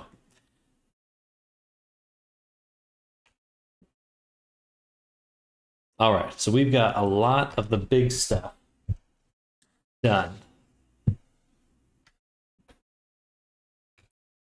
I'm just going to export this for right now because I want to see what it looks like when it bakes. Check our resolution. And probably we're going to take all the belts and stuff and put that on their own material. That's most likely what's going to happen. So I'm going to select just these objects right here. We're going to export those. I'm going to go up into baked version, clothing, and we'll call this Shimo clothing. Shimo clothing. That's Painter V2. Export. I guess I could have used my baker. Not too worried about that. Then we take these. Boom, boom, boom. Okay, I do want those.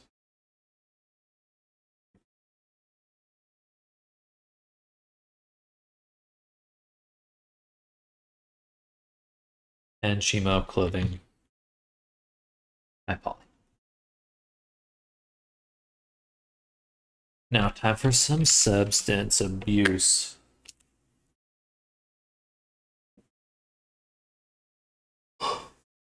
Well, actually, Eventide, you were talking about shaders being alien to you. If you've made a shader, a custom shader in Blender, that's much more like what it is like to make shaders in Unity. It's not the same, but it's a little more similar, where you can take a texture and tile it down, things like that. That is what it's what it's more similar to.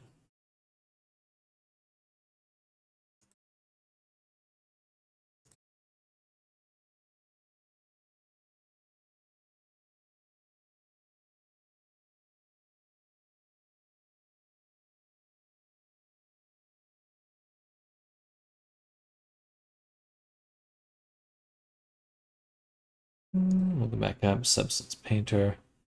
Let's say emo.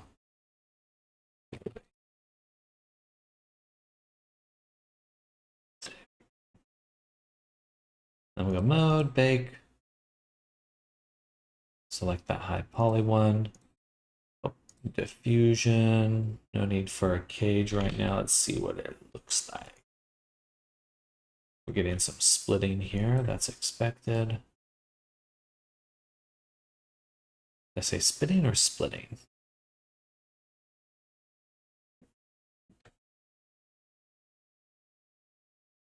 That looks bad.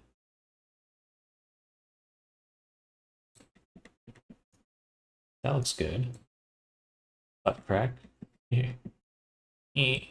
That looks good. Okay, most of these are coming out pretty awesome. Skirt looks good. That's good. A lot of this too is our resolution of the bake. We will be able to up the resolution too. But before we do that, I would like to take each of these and turn on their subdivision.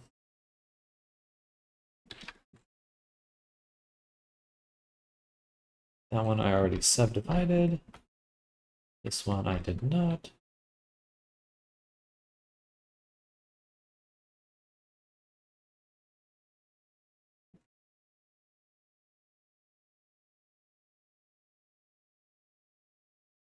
This one I am subdividing. This one I am too. So, bada. Boom.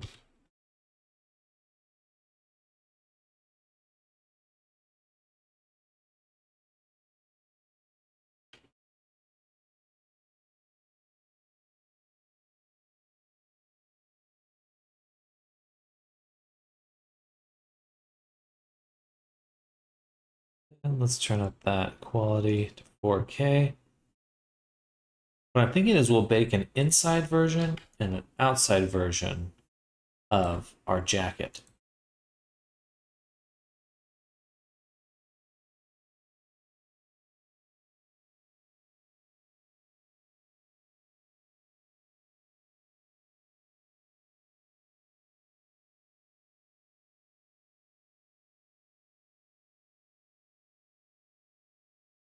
Oh, that looks good though. That looks good.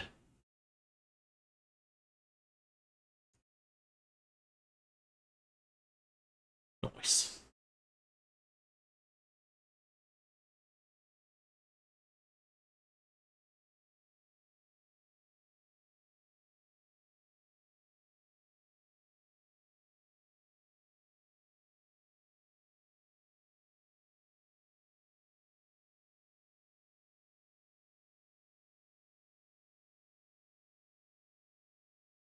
All right, still some cleanup to do. We can do that right now. So this one I'm going to mesh. Go into sculpt. I'm going to turn on mask. And mask out these kind of chunkier areas that kind of, I'm not sure why Marvelous design. I think the resolution was a little bit low.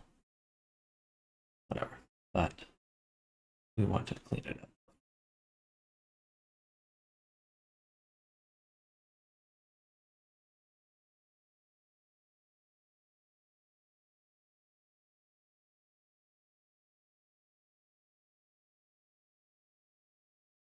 Hit it with the smooth mesh filter.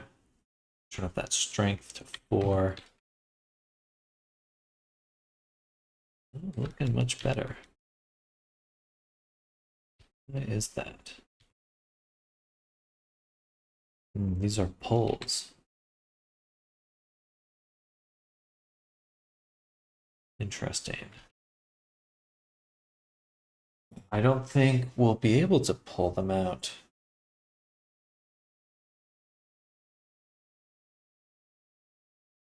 Hmm.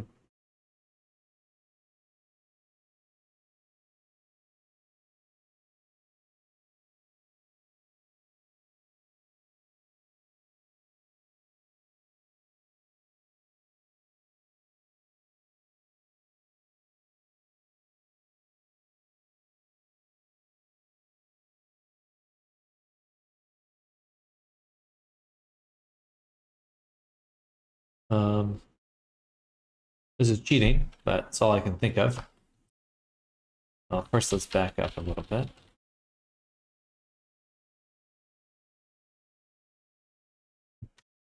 We're going to make spheres.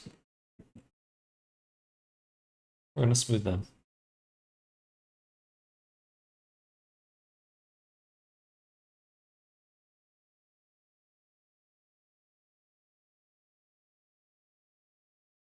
We're going to parent them to our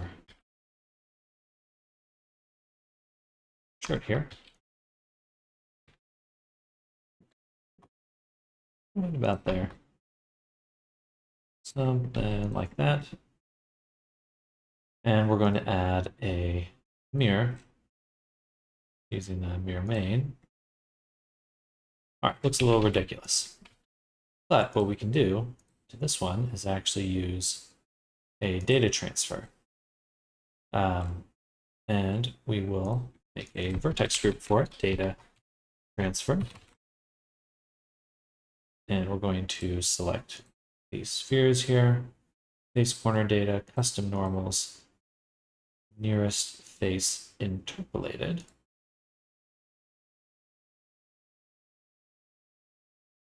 And which looks pretty darn good. We're going to up this subdivision one more time.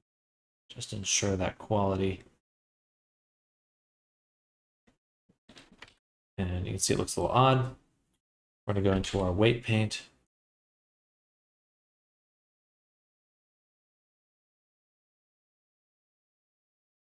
Going to set everything to red.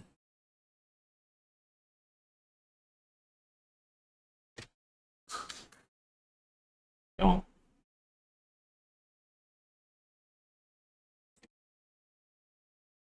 I guess I could do this manually. All right, strength is low. Yeah, just go into edit mode really quick, select everything, and say assign.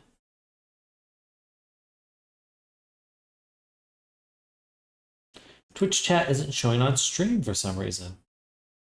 It's been a while since someone sent a message, so I don't know if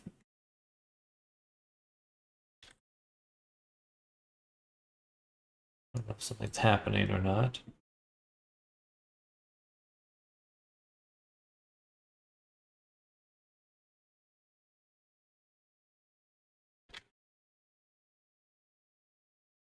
And mirror.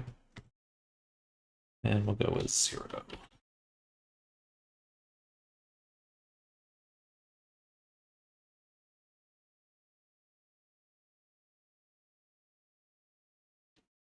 Twitch the dead. Must not be seeing the Twitch messages either then, huh? Interesting.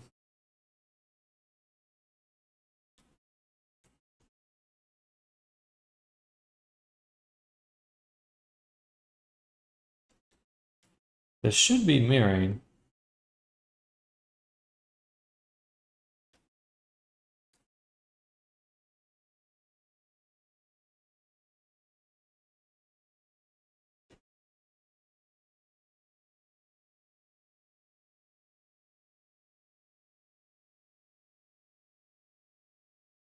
Ooh, this is taking too long. Okay, we're gonna do something else instead. This is really slow. So what we'll do is we're gonna have to redo some of our. Oh, we have to redo all our selections if we do that. I don't know if I want to do that.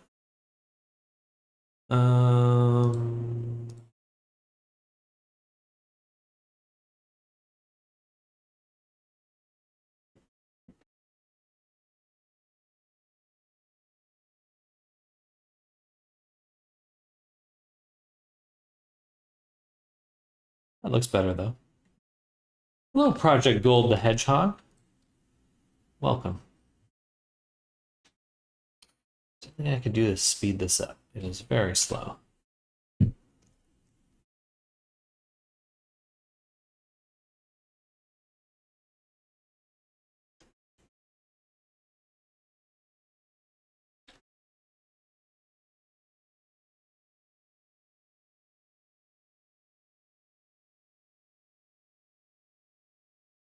very psychedelic. Tie-dye.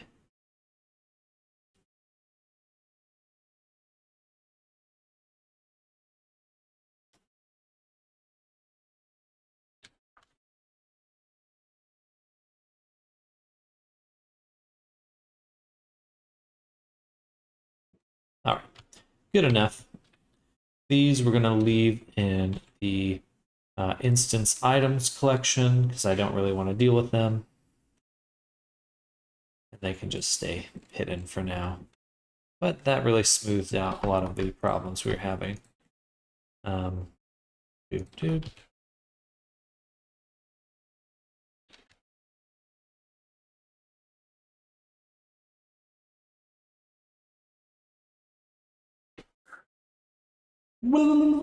It says people are still watching me on Twitch, but let's see. You on Twitch?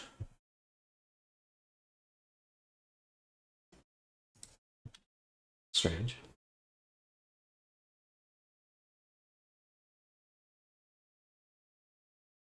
Chat dead. Eyes up here will know they're down to arts moved high in the chest press.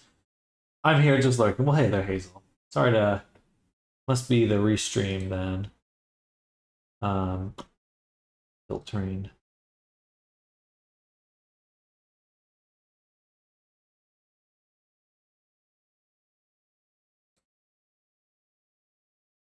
I don't know.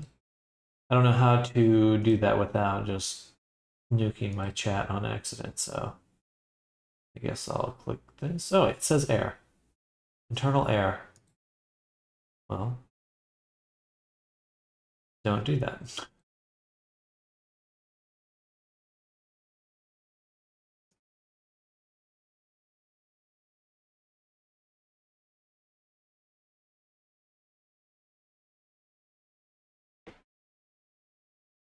Destinations.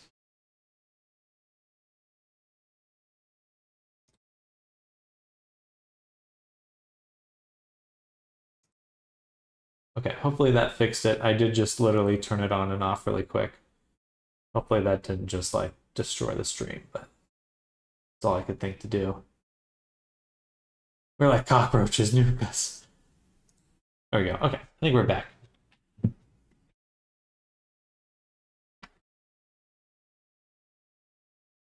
I'll have to watch out for that. It was letting me know that it wasn't working because I had in my chat icon, it just said 2 out of 2 connections.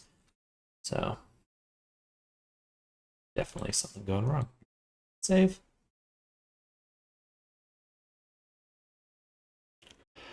Mode bake. I got another 20 minutes in stream. We're hitting a good spot now. Getting things baked, getting textures made. We're entering the fun, easy part. All the hard work we've been doing, we're now filtering down into easy mode.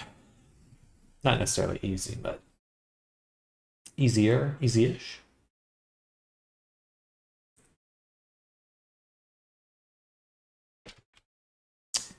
All right, that does look better for the clothing there. Good. We'll have to start slicing and dicing on our mesh here in order to retain at least some of the wrinkles and some of these shapes here. Overall, though, it does look really cool. Skirt is good. Leggings, also good. All right, beautiful stuff. Little bit onto comfort zone here in substance. Let's see how we do. How do?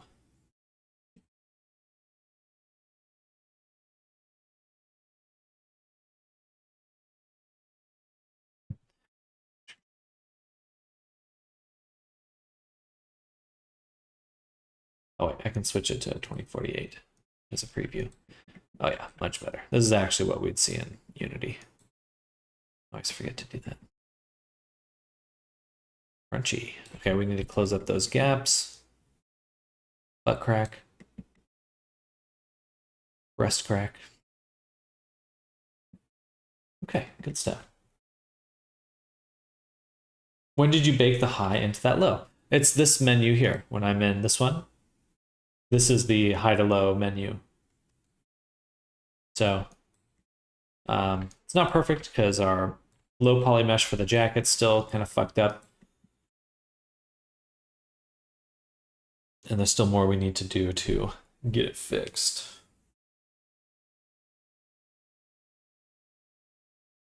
Especially for our low poly.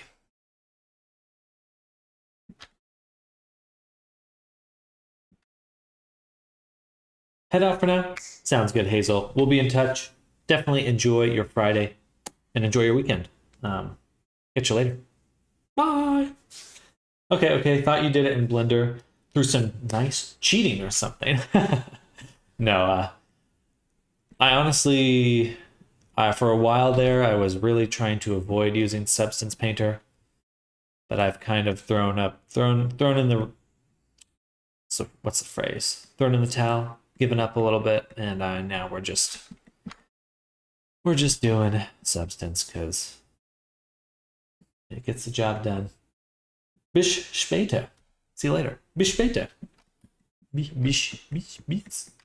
später. Yeah, definitely. I was definitely saying the right thing there. Join the Adobe family. It will eat us all.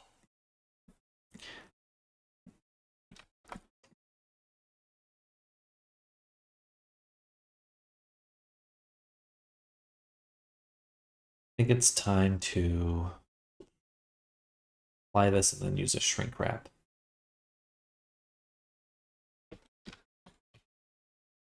Probably.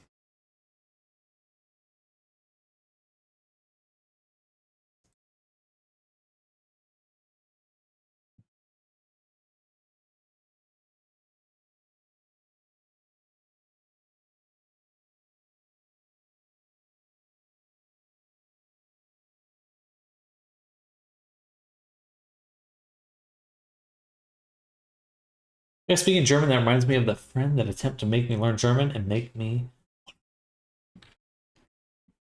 one of them. Alright, save copy. We'll call this first bake. Save that. And I'm going to apply the GeoNode. Yeah. All right. And now we can start actually closing this up.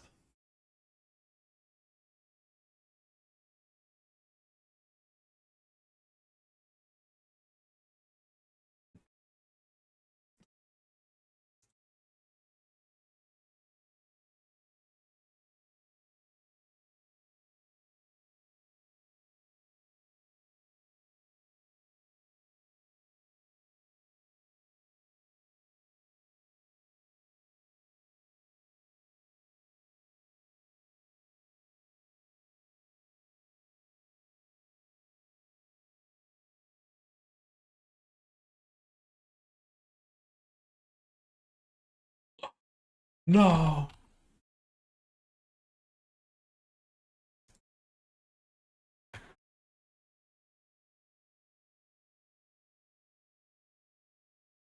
Interesting. There's one extra vertex.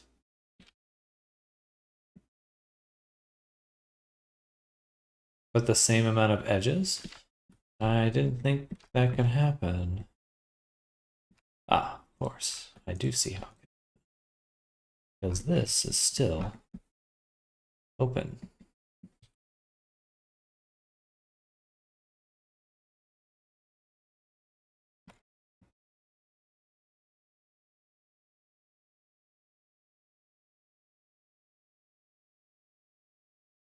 There we go. So now that's closed up.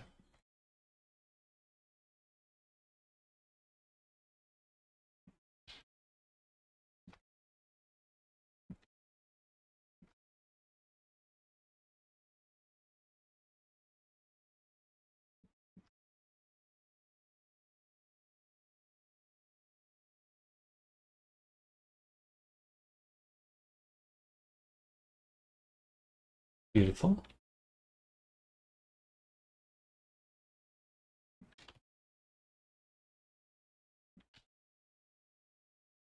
Ah, bummer. Okay, so this one's not the same. Why is that? This is 30 edges. It's only 22 edges.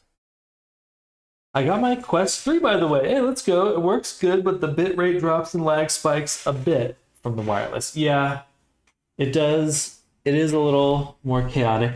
You can always get like a repeater or perhaps some other options to help yourself. Help. Wow, I'm struggling. Um, help yourself out.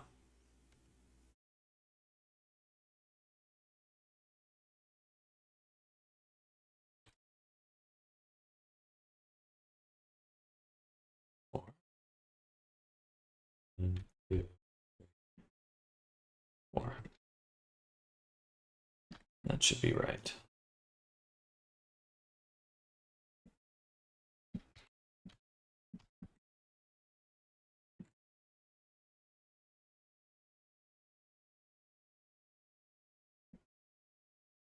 I thought it'd be better because my PC is wired.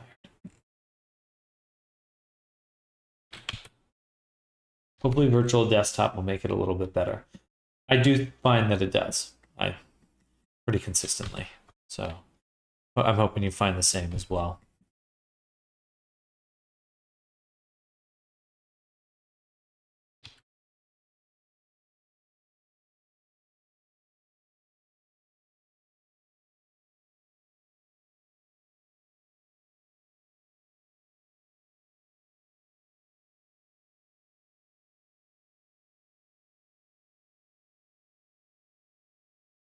I love virtual desktop. I rarely have lag spikes. See, there's someone else giving a commendation. Good. It really is the best option out there.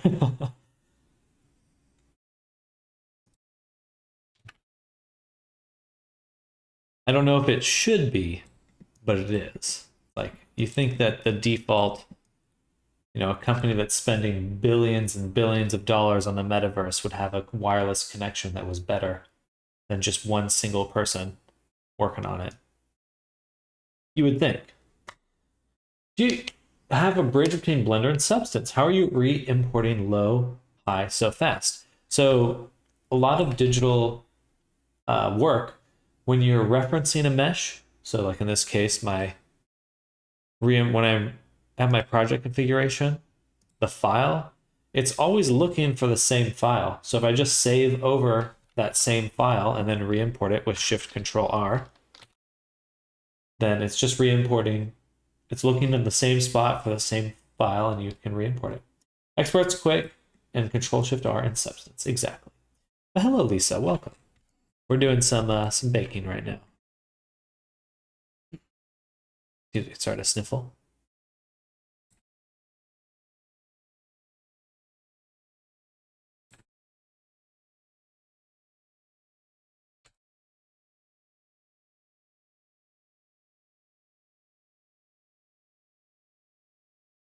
I've been here this whole time.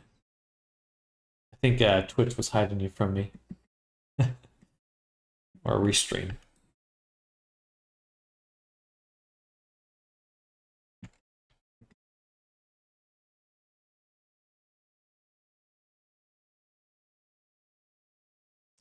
Yeah, we are getting some chunkiness on a lot of this. So the question is, what is the best way to unchunk? We're going to add a deform shrink wrap. Use jacket MD as the source to shrink wrap 2. That already helped quite a bit. And yeah, I think we'll just kind of go through and look at it really quick and just kind of move stuff around. Ugh.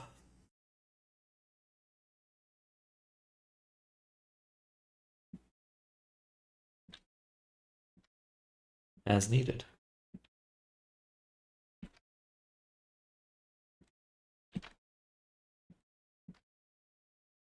Or triangulate as needed, really.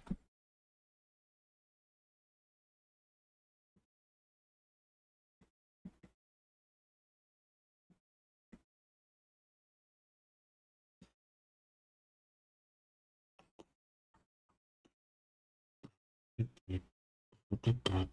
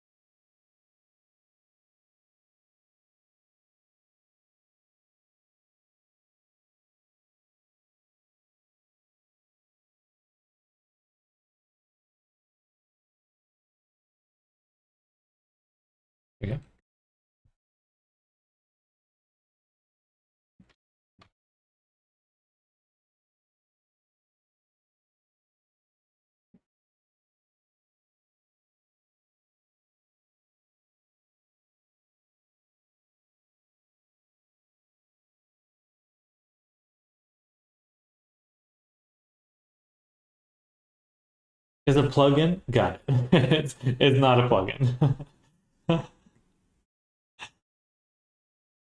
So I'm exporting into this folder, and then Substance is looking at the same folder, grabbing these files, just like a standard export. And then I just go back and so for the high poly, when I go to my baked menu, when I tell Substance that, hey, this is my high poly file, it's always going to check that it has the latest version of this high poly. For my low poly, I can use the hotkey Shift Control R to refresh the low poly, or I can do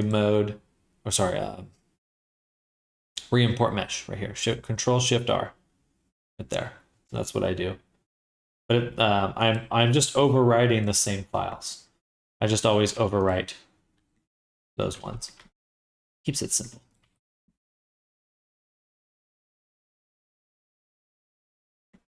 No, you're fine.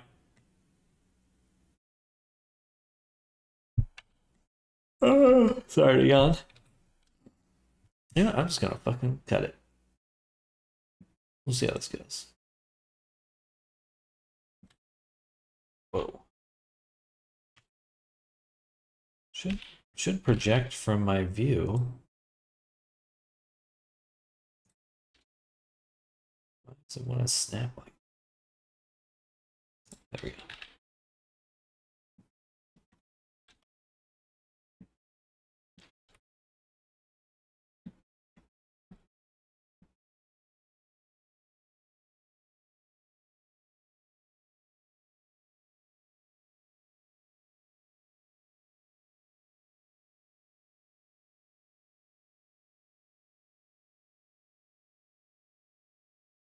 There'd be a way to automate this.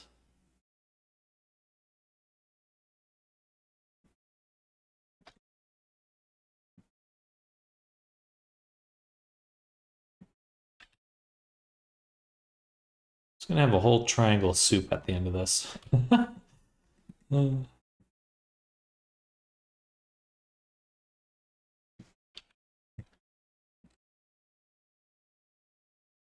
it gets really rough in here.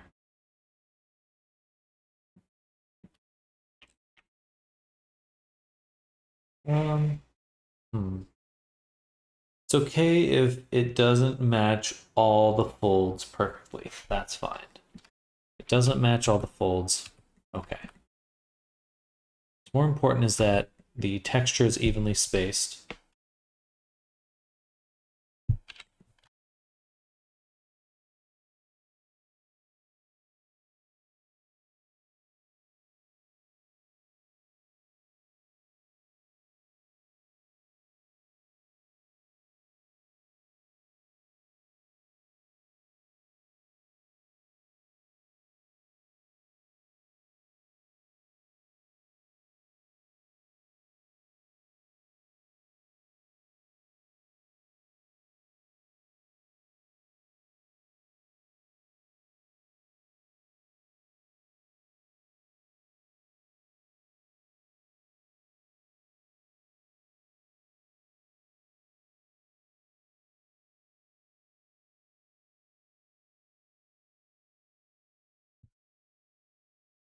That's certainly not going to be perfect.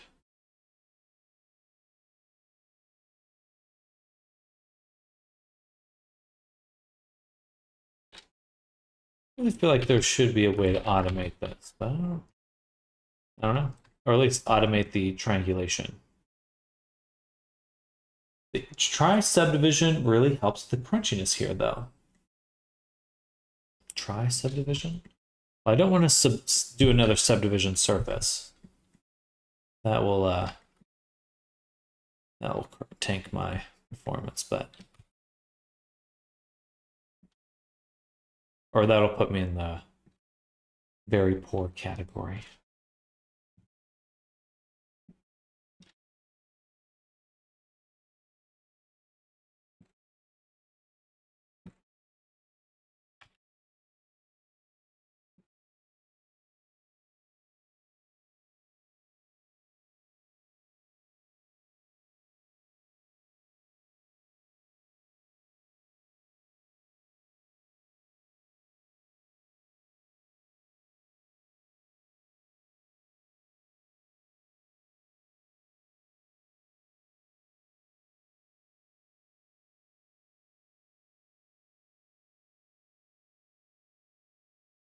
Perhaps this is what you mean by the subdivision, though. Going and triangulating everything.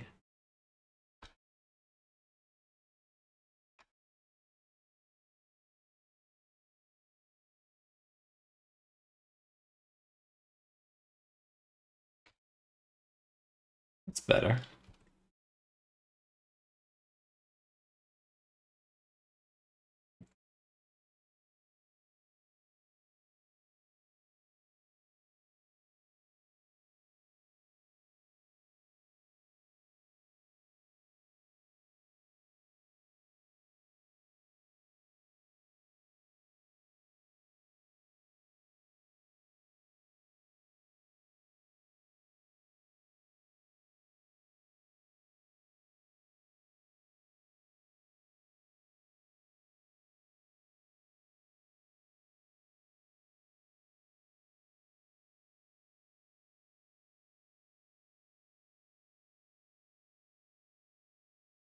Okay, a little smoother.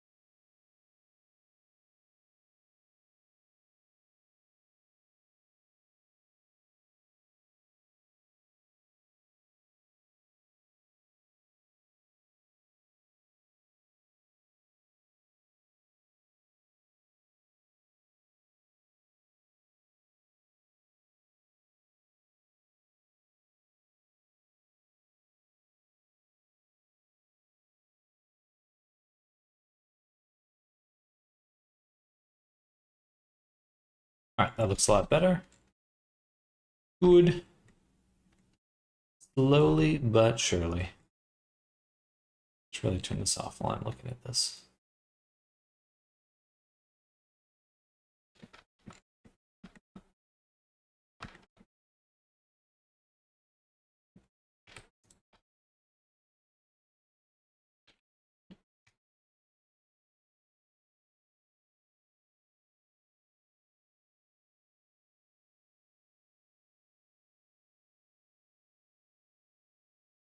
That's just a soup right there.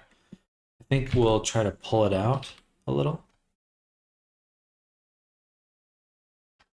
And just rely on the textures instead. Textures baking properly.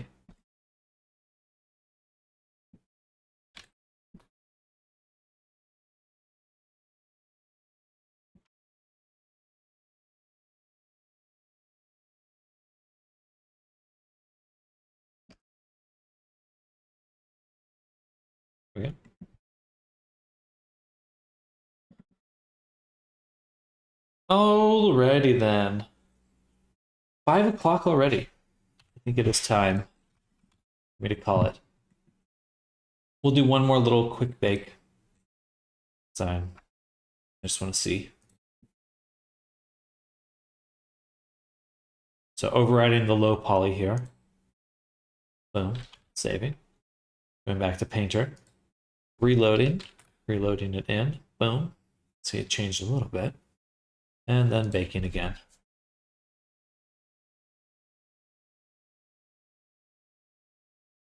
Still getting quite a chunky spot right in here.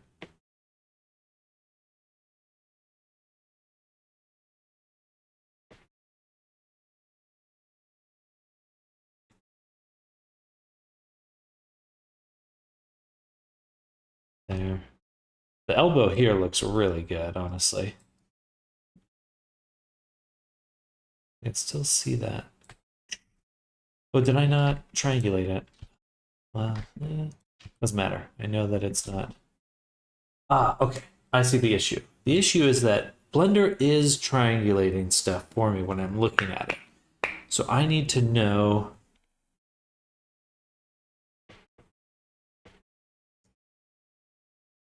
because here this looks great to me. But it doesn't actually look like that. It looks like this. Yes. Okay, that's much easier to see. Okay. There we go.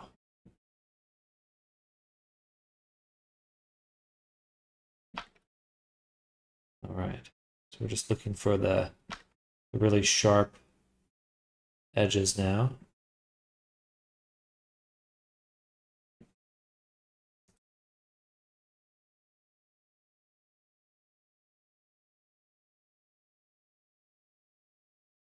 So it's the fixed alternate selected. Some of these are fixing themselves, others are not. So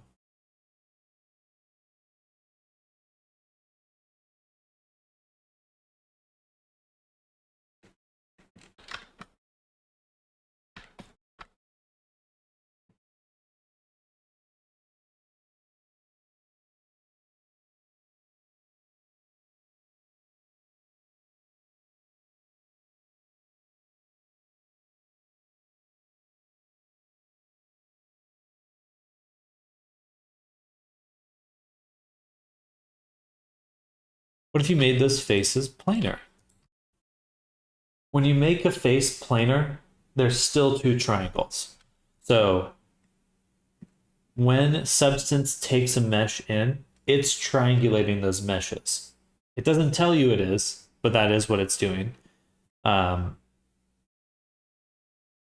So when I go back to Painter, you can see they are getting triangulated right there. When they're planar in, so those same, well, I already changed them, but those same faces earlier looked smooth because I wasn't visualizing my triangulation properly.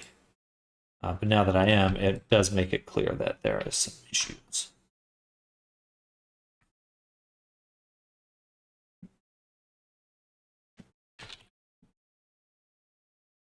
But yeah, at the end of the day, every video game engine triangulates, whether it tells you it's doing it or not. But now we've fixed that a little bit. That already looks quite a bit better. And it'll probably look even better once we bake it. I swear, there must be an algorithm to be like, hey, I bet I could make a GeoNode thing to check all edges. Like an algorithm that goes, hey, this edge intersects less than this one. Maybe not, but feels like it's needed.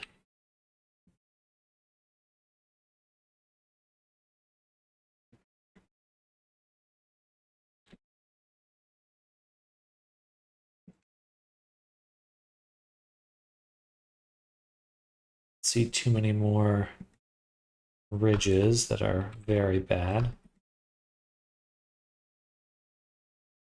Everything's looking like it's kind of coming together now.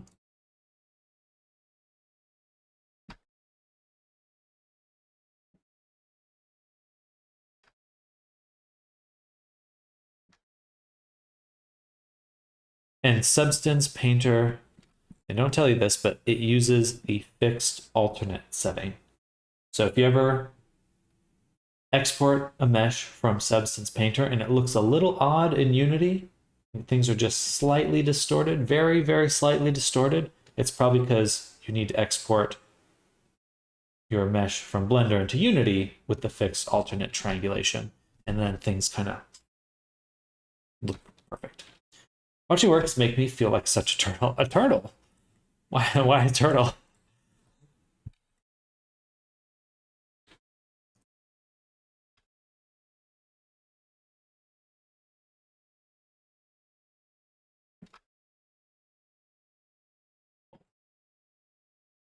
Turtle.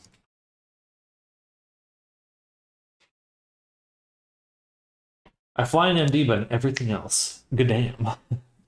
Good damn, Hussein. Good damn, Hussein. That's a funnier joke.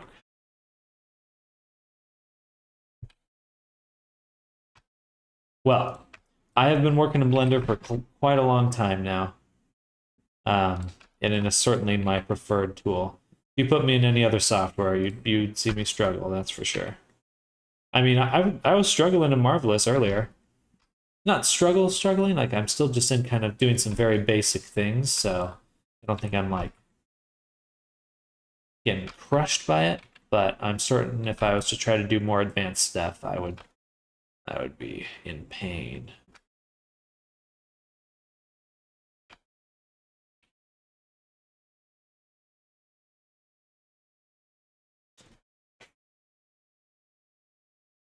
This stream makes me feel being productive. Good. I'm working, but if I go outside of MD or ZBrush, I'm hyperventilating just to stay. You gotta go in that hyperbolic time chamber. Is that what it's called? Dragon Ball Z?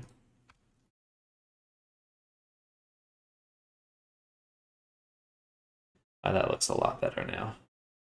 Still a few small pokey bits, but definitely improved. Let's bake one more time, and then we'll call it for today.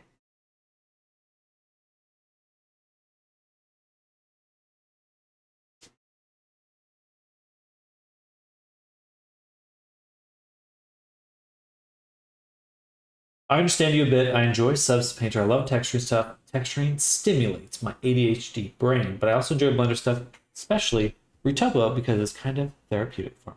Even what my clients think I do when they ask me to redo an entire outfit, I think it's just 2 clicks. It's just clothing. All right, that looks exquisite. Exquisite.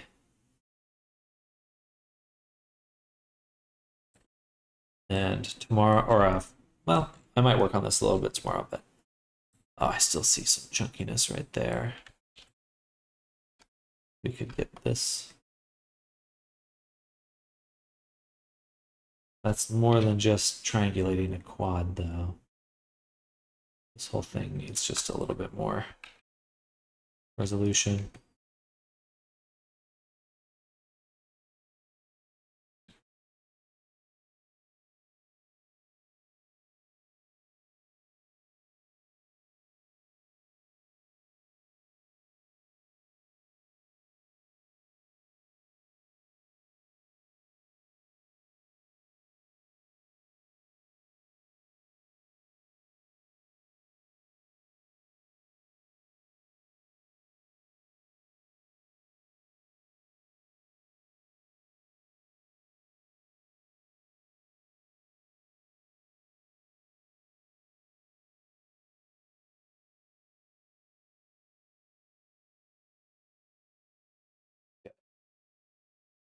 One last one. Substance really nice, but not relaxing. The results, though, yeah.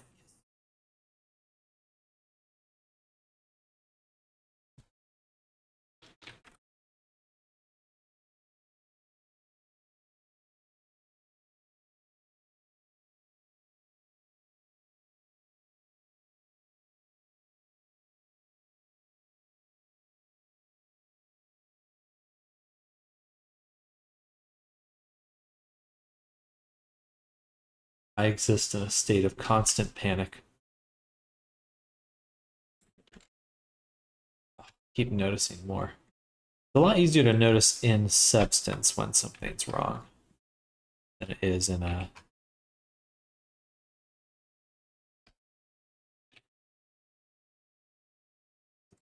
I just don't have a feel for when it's going to go wrong.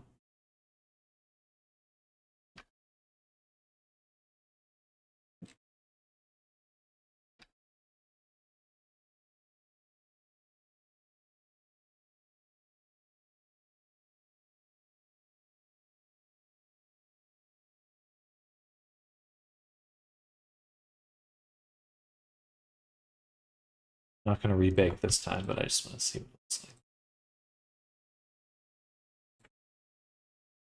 Oh yeah. We're getting there. It is looking very good though.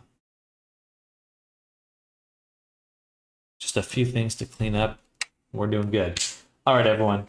It is time. Thank you all for hanging out with me today, this whole week. It has been a good one, and I hope you all have an amazing, amazing Friday. I will catch you Monday. I might be doing some work over the weekend, but I will not be streaming it. I'm gonna just take a quiet, relaxed weekend. But I'll be back Monday. We'll get into it. We should be done with Shimo very, very soon. I think with that pivot, it was just took a day or two more. So our schedule got stretched out a little bit, but we'll be working on multiple commissions next week. Really getting into the groove. And a lot of things to do. See you Monday. Absolutely never. See you then. Enjoy your weekend as well. Let me just use the world of blueprint. Destructible physics. But I'll catch you all later. Eventide, Ariso, catch you later as well. Anyone that's lurking, chat. I hope you're all having an amazing Friday. And again, if you want to commission me, samdetto.com. Or if you'd like a mentorship, also samdetto.com. Good work. Thank you, Eventide. We'll catch you later. Have a good weekend, everyone. I'll do an actual outro. Well, I'll just zoom in. Bye. Bye, everyone. I'll catch you all later. Have a good one. Bye.